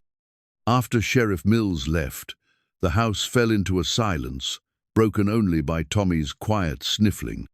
Emma sat perfectly still, processing the information with the serious concentration she brought to all difficult problems. "What can we do?" Maggie asked, though she was no longer certain there was anything to be done. "We fight," Caleb said simply. "We hire the best lawyer in the territory, and we make Vance prove every single claim in those documents. We challenge the validity of the debts, the legality of using children as collateral, and the jurisdiction of the territorial court over family matters." His confidence was reassuring, but Maggie couldn't shake the feeling that they were already several moves behind in a game whose rules Vance had written himself. "And if we lose?" Caleb's jaw tightened, but his voice remained steady. "We won't lose, because losing isn't an option when it comes to protecting the people we love." As they sat together in the morning light, surrounded by the legal documents that threatened to tear their family apart, Maggie found herself clinging to that certainty. Somewhere in the space between Vance's carefully planned attack and their desperate defense, they would have to find a way to prove that love and commitment were stronger than legal manipulation and greed. The alternative was too terrible to consider. Sarah's wedding ring gleamed in the lamplight like a promise waiting to be fulfilled, its simple gold band worn smooth by years of devoted wear. Caleb held it in his palm, as if weighing not just its physical substance, but the weight of memory and intention it carried. "I want you to have this," he said quietly, extending his hand toward Maggie, across the kitchen table where they'd been poring over legal documents and strategy notes until well past midnight. Not because I'm trying to replace what Sarah and I had, but because I want everyone, especially that courtroom tomorrow, to know that this marriage is real. Maggie stared at the ring, her heart hammering against her ribs. For the past 3 days, they'd thrown themselves into preparing their legal defense with the desperate energy of people fighting for their lives. They'd hired Jacob Morrison, the best lawyer in the territory, despite his staggering fees. They'd gathered character witnesses, church records, and every piece of documentation that might prove the legitimacy of their union. But somehow, this simple gesture felt more significant than all their legal maneuvering combined. "Caleb, I can't take Sarah's ring. It belongs to her memory. It belongs to my past," he corrected gently. "You belong to my future. Tomorrow, when we walk into that courtroom, I want you wearing the ring of a woman who is truly, completely married to the man beside her." The distinction was subtle but profound. Over the past weeks, their marriage had evolved from a practical arrangement into something approaching genuine partnership. Now, facing the possibility of losing everything they'd built together, Caleb was asking her to make that partnership official in ways that went beyond legal documents. "Are you sure?" she whispered. "I've never been more sure of anything." As he slipped the ring onto her finger, Maggie felt something shift between thema recognition that whatever happened in court tomorrow, they would face it as true partners rather than convenient allies. The ring fit perfectly, as if it had been waiting for her all along. "There's something else we need to discuss," Caleb said, his expression growing serious. "Morrison thinks our strongest defense is proving that our marriage wasn't fraudulent, that it was based on genuine affection rather than legal convenience. And how do we prove that? By being honest about what's developed between us, by admitting that we've fallen in love, even if that wasn't part of the original arrangement." The words hung in the air between them like a challenge. They'd danced around the subject of their growing feelings for weeks, acknowledging attraction and affection, but stopping short of the deeper admission Caleb was suggesting. "Have we?" she asked quietly. "Fallen in love, I mean?" Caleb studied her face in the lamplight, his storm-grey eyes searching for something she wasn't sure she was ready to reveal. "I have. Completely and irrevocably. The question is whether you feel the same way." The honesty in his voice demanded an equally honest response. Maggie thought about the past week show. Her day didn't feel complete until she'd shared its events with him, how she'd begun to think of the ranch as their home rather than his property, how the thought of losing him felt almost as devastating as the threat to her children. "Yes," she said simply, "I love you, Caleb Boone. Not because you saved us, though you did. Not because you've been kind to my children, though you have. I love you because you're a good man who deserves to be loved, and I'm grateful that I get to be the woman who does it." The admission felt like stepping off a cliff, but Caleb's smile made the fall worthwhile. "Then we go into that courtroom tomorrow, not as two people playing roles, but as a family fighting to stay together." They worked until dawn, refining their testimony and preparing for every argument Vance might raise. Morrison had warned them that the banker's case was stronger than they'd initially hoped. The documentation of James's debts appeared to be legitimate, and territorial law did provide for the kind of debt collection Vance was attempting. "Our best hope," Morrison had explained during their final strategy session, "is to prove that your marriage changed the legal status of the children sufficiently to void the original debt agreements. But that requires demonstrating that the marriage was entered into with genuine intent to create a permanent family unit." "Which means what exactly?" Maggie had asked. "It means we need to show the court that you and Mr. Boone have established a genuine marital relationship in every sense of the term. Shared finances, shared domestic responsibilities, shared emotional and physical intimacy." The implications of that last requirement had hung unspoken in the room.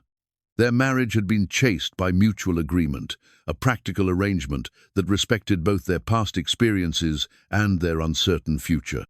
Now, to save her children, they were being asked to prove an intimacy that didn't yet exist. "We could lie," Maggie had suggested desperately. "Vance will have investigators looking into every aspect of your domestic arrangements," Morrison had replied. "If you're going to claim intimate marriage, you need to be able to substantiate that claim." Now, as the first light of dawn crept through the kitchen windows, Maggie and Caleb sat in the silence of people who understood what the day ahead would require of them. "The children are still asleep," she observed, glancing toward the stairs where Emma and Tommy had finally settled after hours of worry-induced restlessness. "Good. They need their rest for whatever comes next." But Maggie could see the concern in Caleb's expression. If they lost in court today, Emma and Tommy would be taken into Vance's custody immediately. The thought of watching her children disappear into a system designed to exploit them was almost unbearable. "Caleb," she said quietly, "if we lose today, we won't lose. But if we do, I want you to know that these weeks with you have been the happiest of my life. You've given my children a father, and you've given me hope for a future I never thought I'd have. Whatever happens, I'm grateful." Caleb reached across the table to take her hand, his thumb tracing over Sarah's ring where it now rested on Maggie's finger.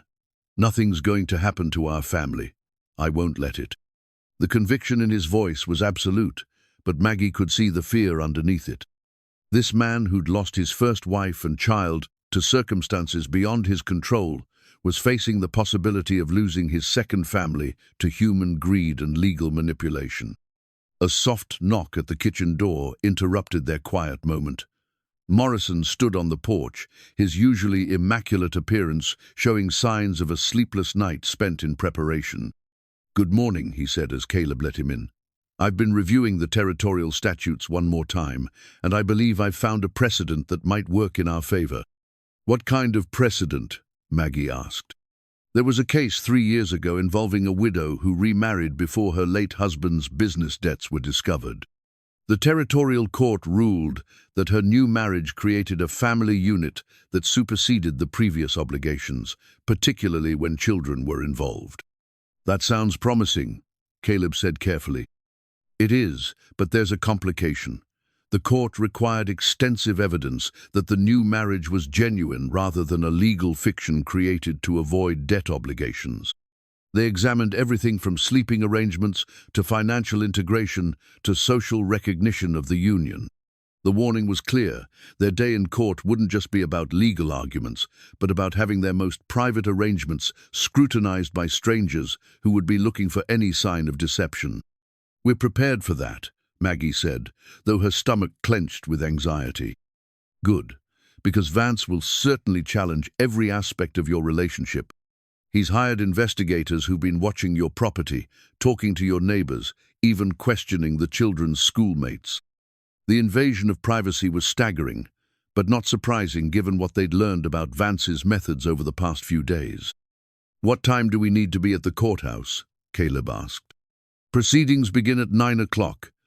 I'll meet you there at 8:30 for final preparations." Morrison paused, studying their faces. "I want you both to understand that we're facing an uphill battle. Vance has had months to prepare his case, and he's chosen the legal." Sheriff Mills stood in the doorway of the courthouse like an unwelcome harbinger, his badge catching the late afternoon light as he shifted uncomfortably under the weight of his duty. The silver star that had once represented justice and protection now seemed to mock everything Maggie had come to believe about fairness in their small corner of the world. "I'm sorry, folks," he said, his voice heavy with genuine regret. "Judge Harrison has made his ruling, and I'm bound by law to enforce it." The words hit the courtroom like stones thrown into still water, creating ripples of shock that reached every corner of the packed gallery. Maggie felt her knees buckle, and only Caleb's strong arm around her waist kept her from collapsing entirely. "The court finds," Judge Harrison announced, his voice carrying the weight of legal finality, "that while the debt documentation presented by Mr. Vance appears to be legitimate, the question of family integrity must also be considered. However, after careful review of the evidence regarding the nature of the Boone marriage," the pause felt like an eternity. In the back row, Emma clutched Tommy's hand while Mrs. Patterson dabbed at her eyes with a handkerchief. The entire town seemed to be holding its breath. The court cannot definitively establish that the marriage between Caleb Boone and Margaret Dawson represents a genuine family unit sufficient to override the prior debt obligations. Therefore, custody of the children, Emma and Thomas Dawson, is hereby transferred to Mr. Cornelius Vance as legal representative of the creditors. The gavel's bang echoed through the courthouse like a gunshot, finalizing a decision that would tear apart everything they'd built together. Maggie heard someone crying, whether it was herself or one of the children. She couldn't tell through the roaring in her ears. "No," Caleb's voice cut through the noise, quiet but filled with absolute conviction. "I won't let you take them." Sheriff Mills stepped forward, his hand resting on his gun, but his expression sympathetic. "Caleb, you know I don't want to do this, but the law is the law." "The law is wrong," Caleb replied, moving to place himself between the sheriff and the children. "Those are my children now, and no piece of paper is going to change that." Vance rose from his seat with the satisfied expression of a man whose careful planning had finally paid off. "Sheriff Mills, I trust you'll ensure that the court's order is carried out immediately. The children need to be transferred to my custody today." "Like hell they will be."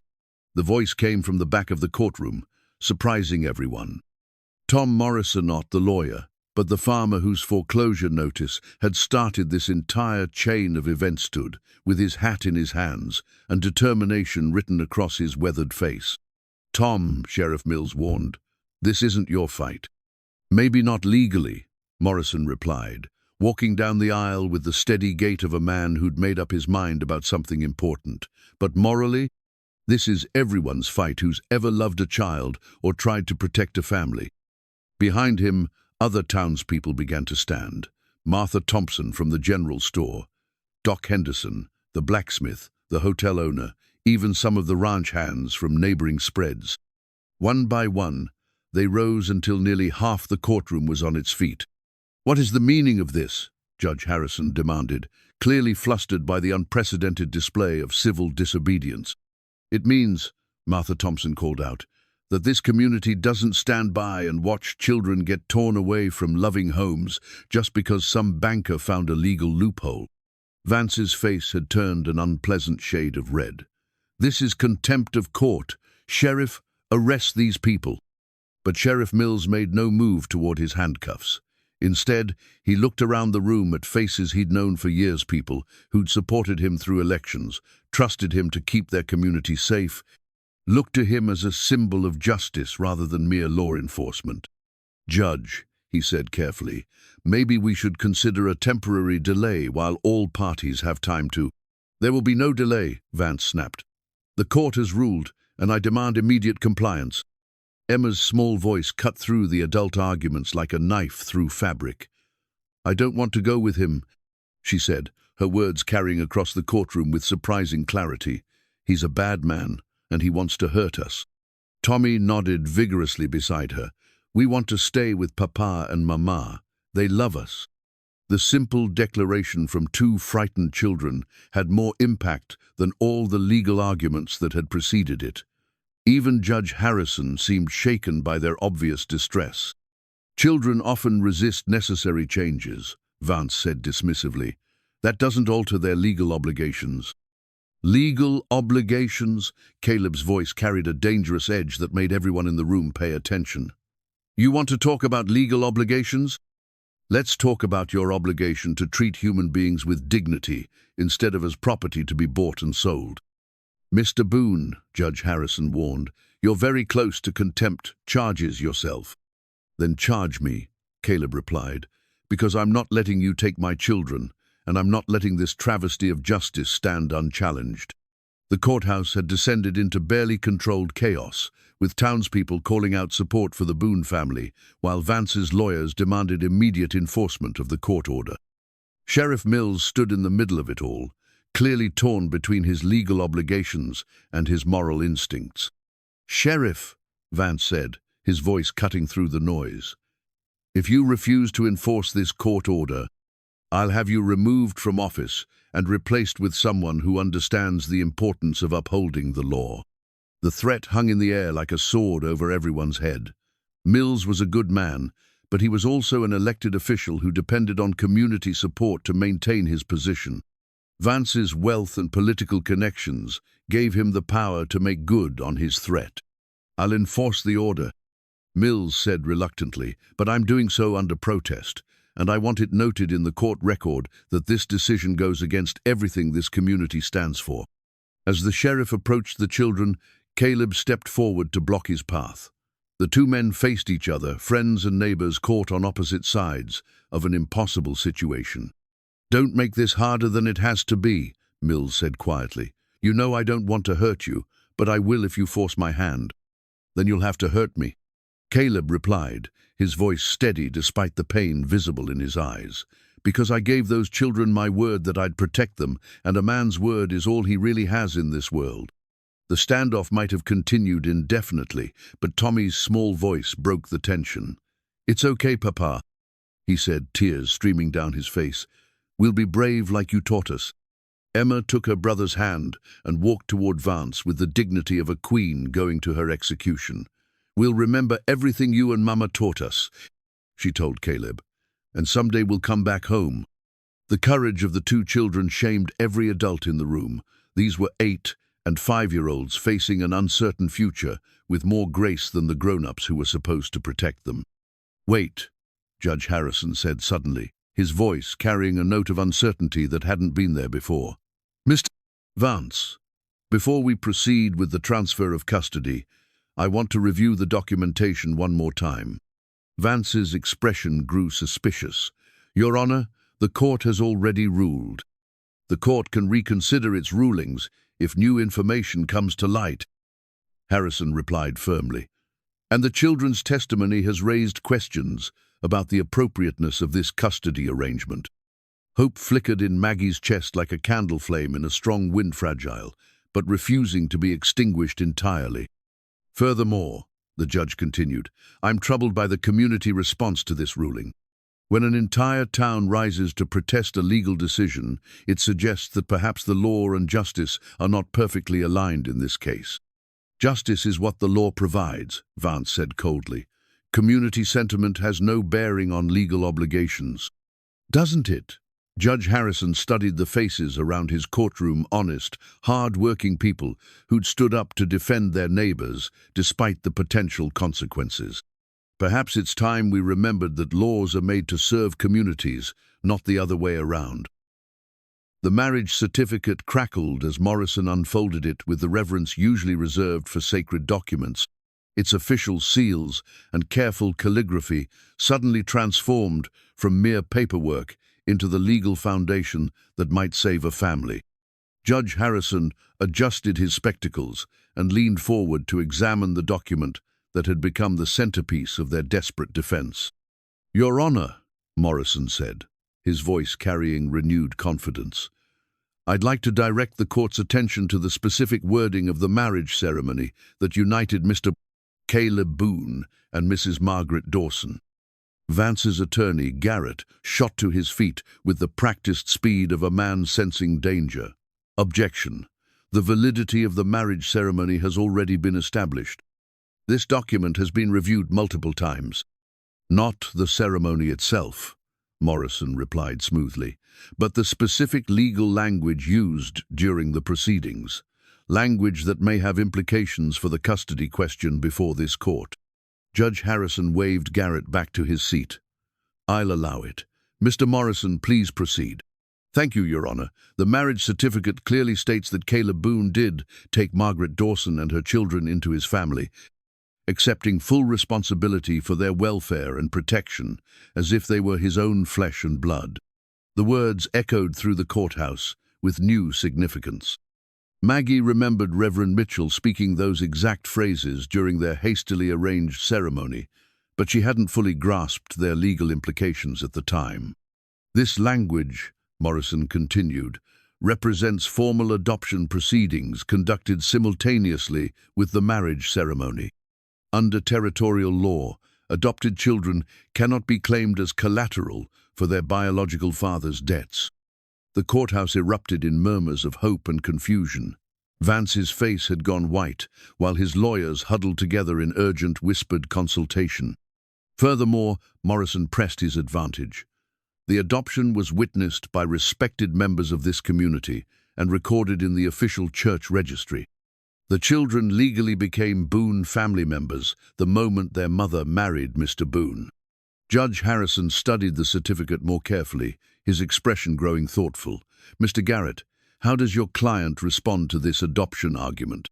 Garrett rose slowly, clearly buying time, while his mind raced through possible counter-arguments.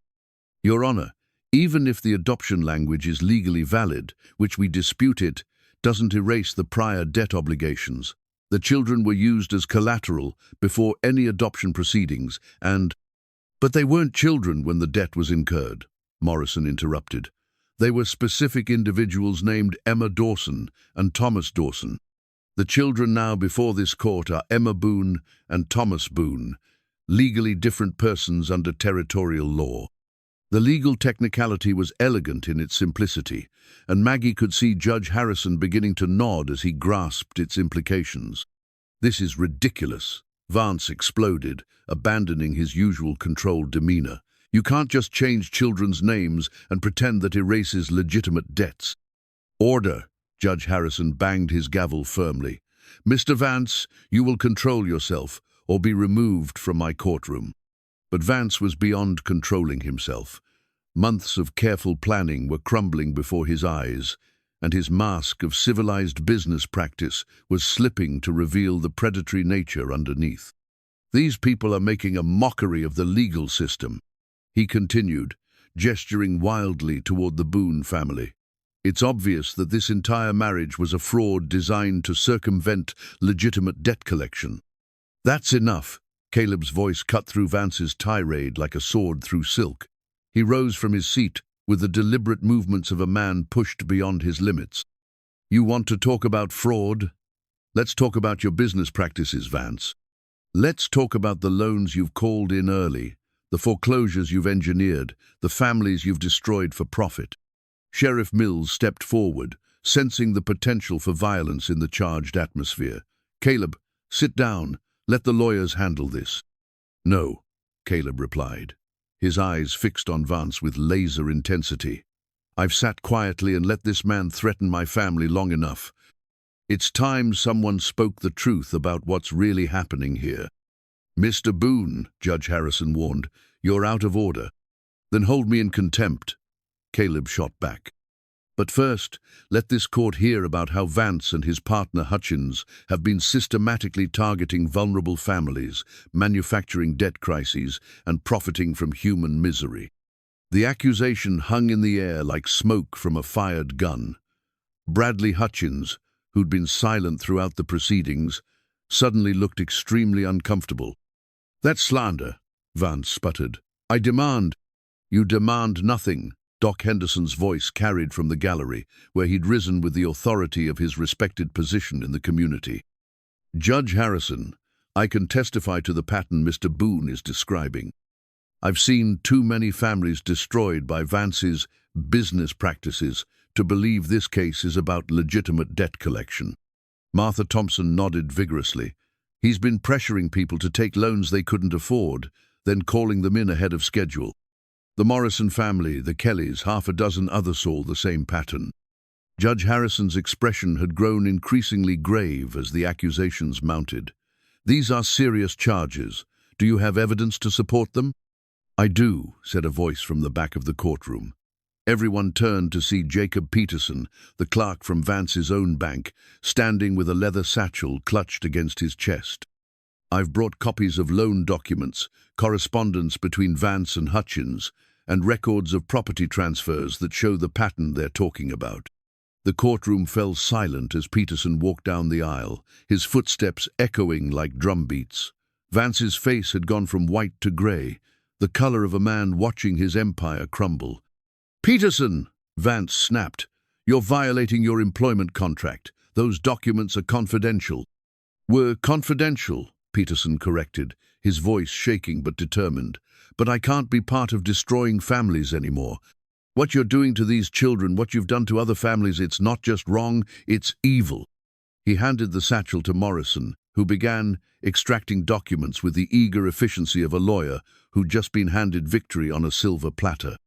"Your Honor," Morrison said, "these documents clearly show a pattern of predatory lending practices, manufactured debt crises, and coordination between Mr. Vance and Mr.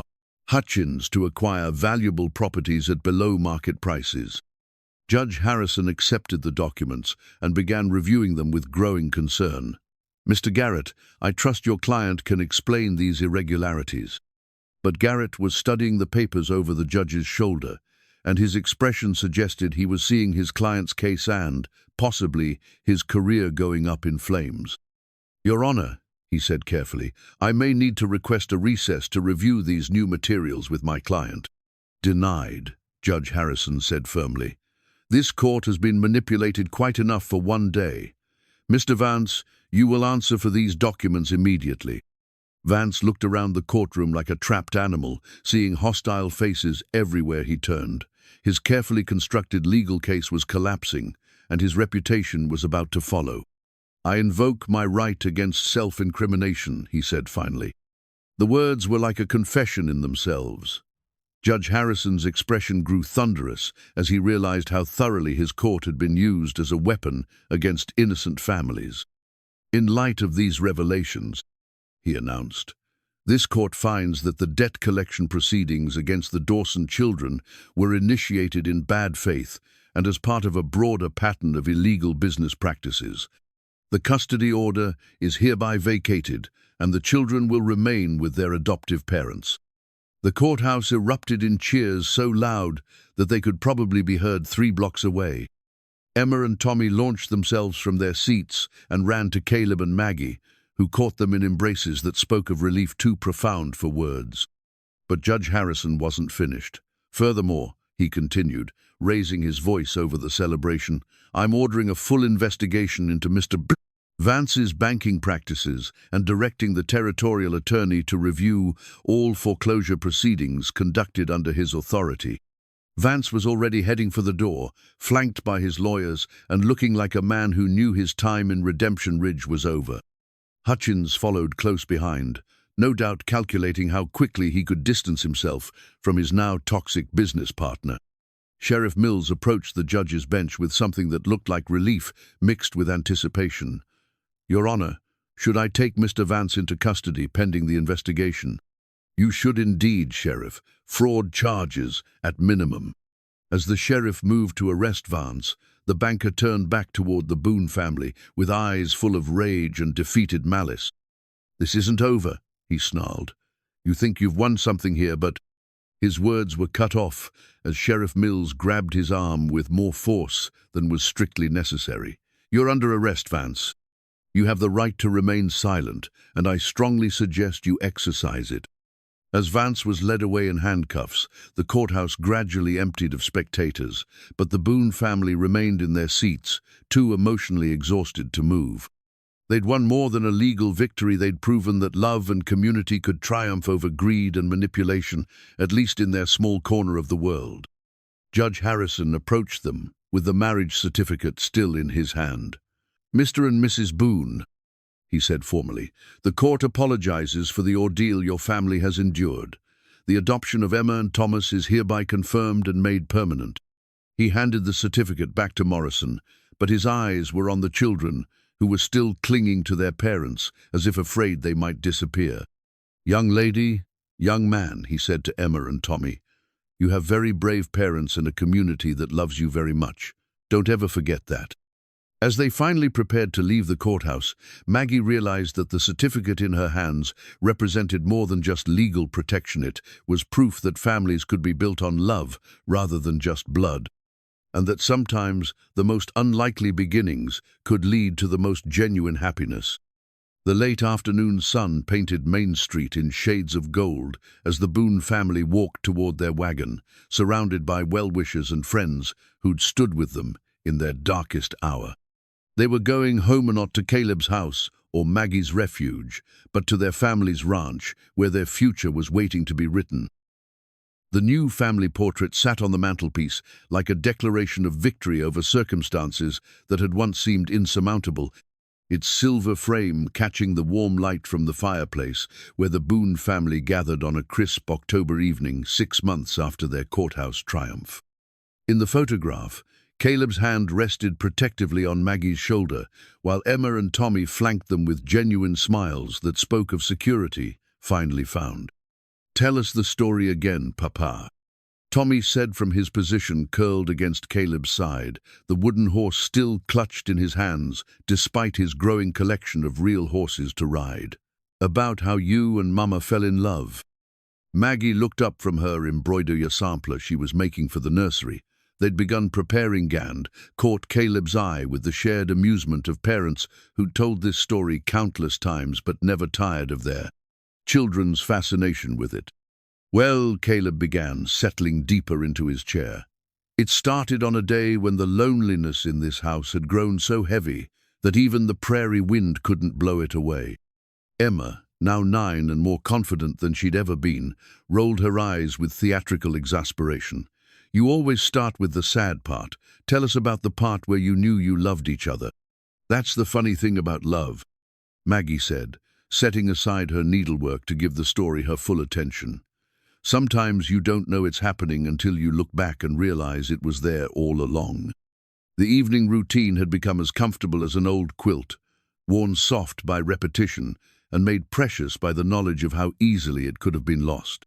Outside, the ranch continued its eternal rhythm scattle, settling for the night, horses moving quietly in the pasture, the distant call of nightbirds beginning their songs. "I knew I loved your mama," Caleb continued, "the first time I saw her fighting to protect you children. She was like a wildcat defending her cubs, ready to take on the whole world if necessary. That's when I realized I wanted to be on her side in whatever battles came next. And I knew I loved your papa," Maggie added, "when I watched him carve that little horse for Tommy. He didn't make it because he thought you needed a toy. He made it because he needed to give you something that came from his heart." Tommy held up the worn wooden horse, examining it as if seeing it for the first time. "It's still my favorite, even though I have real horses now." The transformation in her children never ceased to amaze Maggie. Tommy had grown taller and more confident, his natural leadership abilities emerging as he helped Caleb train the younger ranch hands. Emma had blossomed into a serious student of ranch management, asking complex questions about cattle breeding and land rotation that impressed even experienced ranchers. "Speaking of real horses," Emma said with the casual tone of someone delivering momentous news, "Mrs. Patterson told me that Mr. Morrison is thinking about selling his mare, Duchess, the one with the white blaze." Caleb's eyebrows rose with interest. "Is he now? That's a fine animal. Been admiring her bloodlines for years. She'd be perfect for the breeding program we've been planning." Emma continued, her business acumen showing through despite her young age. "And Mr. Morrison could use the money to help rebuild after what Vance did to his family." The mention of their former tormentor no longer carried the sting it once had. Cornelius Vance had been sentenced to 5 years in territorial prison for fraud and conspiracy, while Bradley Hutchins had fled the territory before charges could be filed. Their departure had created a power vacuum that was slowly being filled by more ethical businessmen, who understood that a community's prosperity depended on treating families with dignity rather than as assets to be exploited.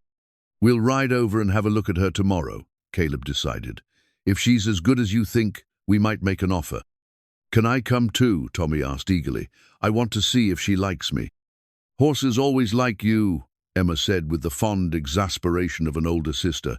"You have magic hands, remember? That's what Papa says." The easy affection between the siblings had been one of the most beautiful developments of their new life. Emma had shed much of her premature seriousness, while Tommy had gained confidence from being part of a stable family. They quarreled occasionally, as all siblings did, but their bond had deepened into something unshakable. "I have news too," Maggie said, her hand moving unconsciously to rest on her still flat belly. "Dr. Henderson confirmed what I suspected. We're going to have another addition to our family come spring." The announcement was met with the explosion of joy she'd hoped for. Tommy whooped with delight, while Emma immediately began planning how she would help with the new baby. Caleb's face showed wonder mixed with the kind of careful happiness that came from a man who'd learned not to take good fortune for granted. "A baby brother or sister," Tommy exclaimed, bouncing on the settee. "Can we name him Thunder if it's a boy, like my horse?" "We'll discuss names when the time comes," Maggie laughed. "But first we need to prepare the nursery and make sure we have everything a new baby will need." "I remember when Emma was born," Caleb said quietly, his eyes distant with memory. "Your father was so proud, Tommy. He walked around town for a week, showing everyone the announcement, talking about what a smart, beautiful daughter he had. The mention of James no longer brought pain to the children instead. It connected them to happy memories of their biological father, while strengthening their bond with the man who'd chosen to raise them. Caleb had made it clear from the beginning that loving him didn't require forgetting James, and the children had responded by embracing both fathers in their hearts. "Will you tell the new baby about our first papa too?" Emma asked. "Of course," Caleb assured her. "Your father was a good man who loved you very much. This baby will know about both the parents who gave you life and the family that brought us all together." As the evening wound down and the children prepared for bed, Maggie found herself reflecting on the strange turns that had brought them to this moment. A year ago, she'd been a desperate widow with nowhere to turn. Now she was a ranch wife expecting her third child, surrounded by love and security she'd never dared to dream possible. "Mama," Tommy called from the stairs, where he was supposed to be heading to brush his teeth. "Do you think Sarah's first mama who lived here, do you think she's happy that we're here?" The question caught Maggie off guard, with its innocent profundity. Tommy had begun asking about Sarah more frequently, as he'd grown more secure in his place in the family, curiosity replacing the anxiety that had once made the subject too painful to explore. "I think she is," Maggie said carefully. "I think she would want this house to be filled with children's laughter and family love. That's what homes are for." "Good," Tommy said with the satisfied air of someone who'd resolved an important matter. "I think she would like our baby too." After the children were finally settled in their beds, Caleb and Maggie sat together on the front porch, watching the stars emerge in the vast prairie sky. The evening air carried the familiar scents of home hay from the barn, wood smoke from the chimney, the distant smell of cattle and horses that meant prosperity and security. "Another baby," Caleb said wonderingly, his arm tightening around her shoulders. "Are you happy about it?" "Happier than I ever imagined possible," she replied honestly. "This child will be born into something Emma and Tommy never had complete security, with parents who chose each other and chose to build a family together. And Emma and Tommy? They're excited to be big siblings. Emma's already planning how she'll teach the baby about horses, and Tommy wants to carve toys the way you did for him." They sat in comfortable silence, each lost in thoughts of the future they were building together. The ranch was more prosperous than ever, with a growing reputation for quality livestock and ethical business practices. The community had rallied around them after the trial, creating connections that went far beyond mere neighborliness. "I got a letter today," Caleb said eventually, "from my sister back in Pennsylvania. She's been asking about visiting, wanting to meet you and the children." "I'd like that," Maggie said. "It's time the children knew their extended family." She mentioned something else, too. There's been talk in her area about what happened here, how the community stood up to Vance and his schemes. Other towns are starting to organize, making sure they don't fall victim to the same kind of predatory practices. The idea that their struggle had inspired others gave Maggie a deep sense of satisfaction. Perhaps some good could come from their ordeal beyond their own family's salvation. "Do you ever think about what would have happened if things had gone differently?" she asked. "If Judge Harrison had ruled against us?" Caleb was quiet for a long moment, his hand unconsciously moving to cover hers, where it rested on her belly. "I try not to," he said finally. "But I know we would have found a way to stay together somehow. Family isn't just about legal documents, it's about the choice to love each other no matter what obstacles appear, even if it meant breaking the law." Even then, his voice carried absolute conviction. Some things are more important than legal technicalities. Love, loyalty, protecting the people who depend on you, those aren't suggestions, they're commandments. As if summoned by their conversation about family bonds, Emma appeared in the doorway, wearing her nightgown and a worried expression.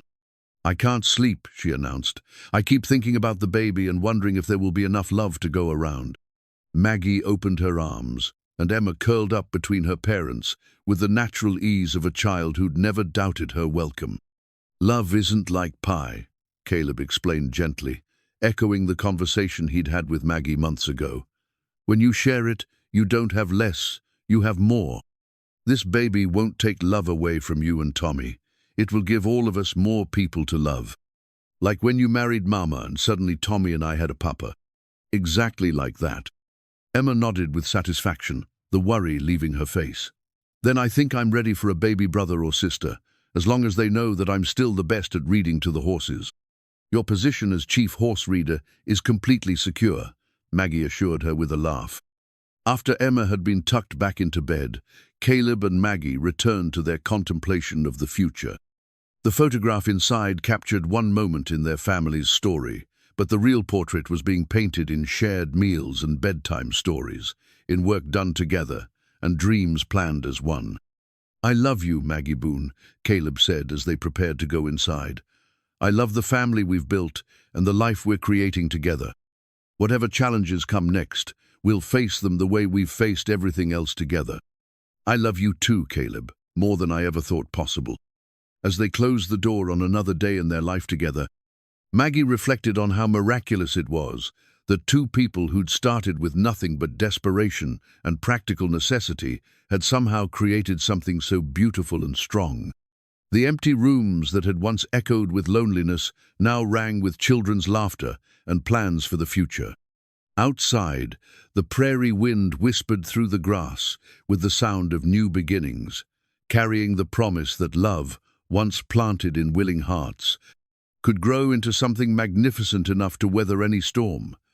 In the photograph on the mantelpiece, 4 faces smiled back at a world that had tested them and found them worthy of happiness. The Boone family was home.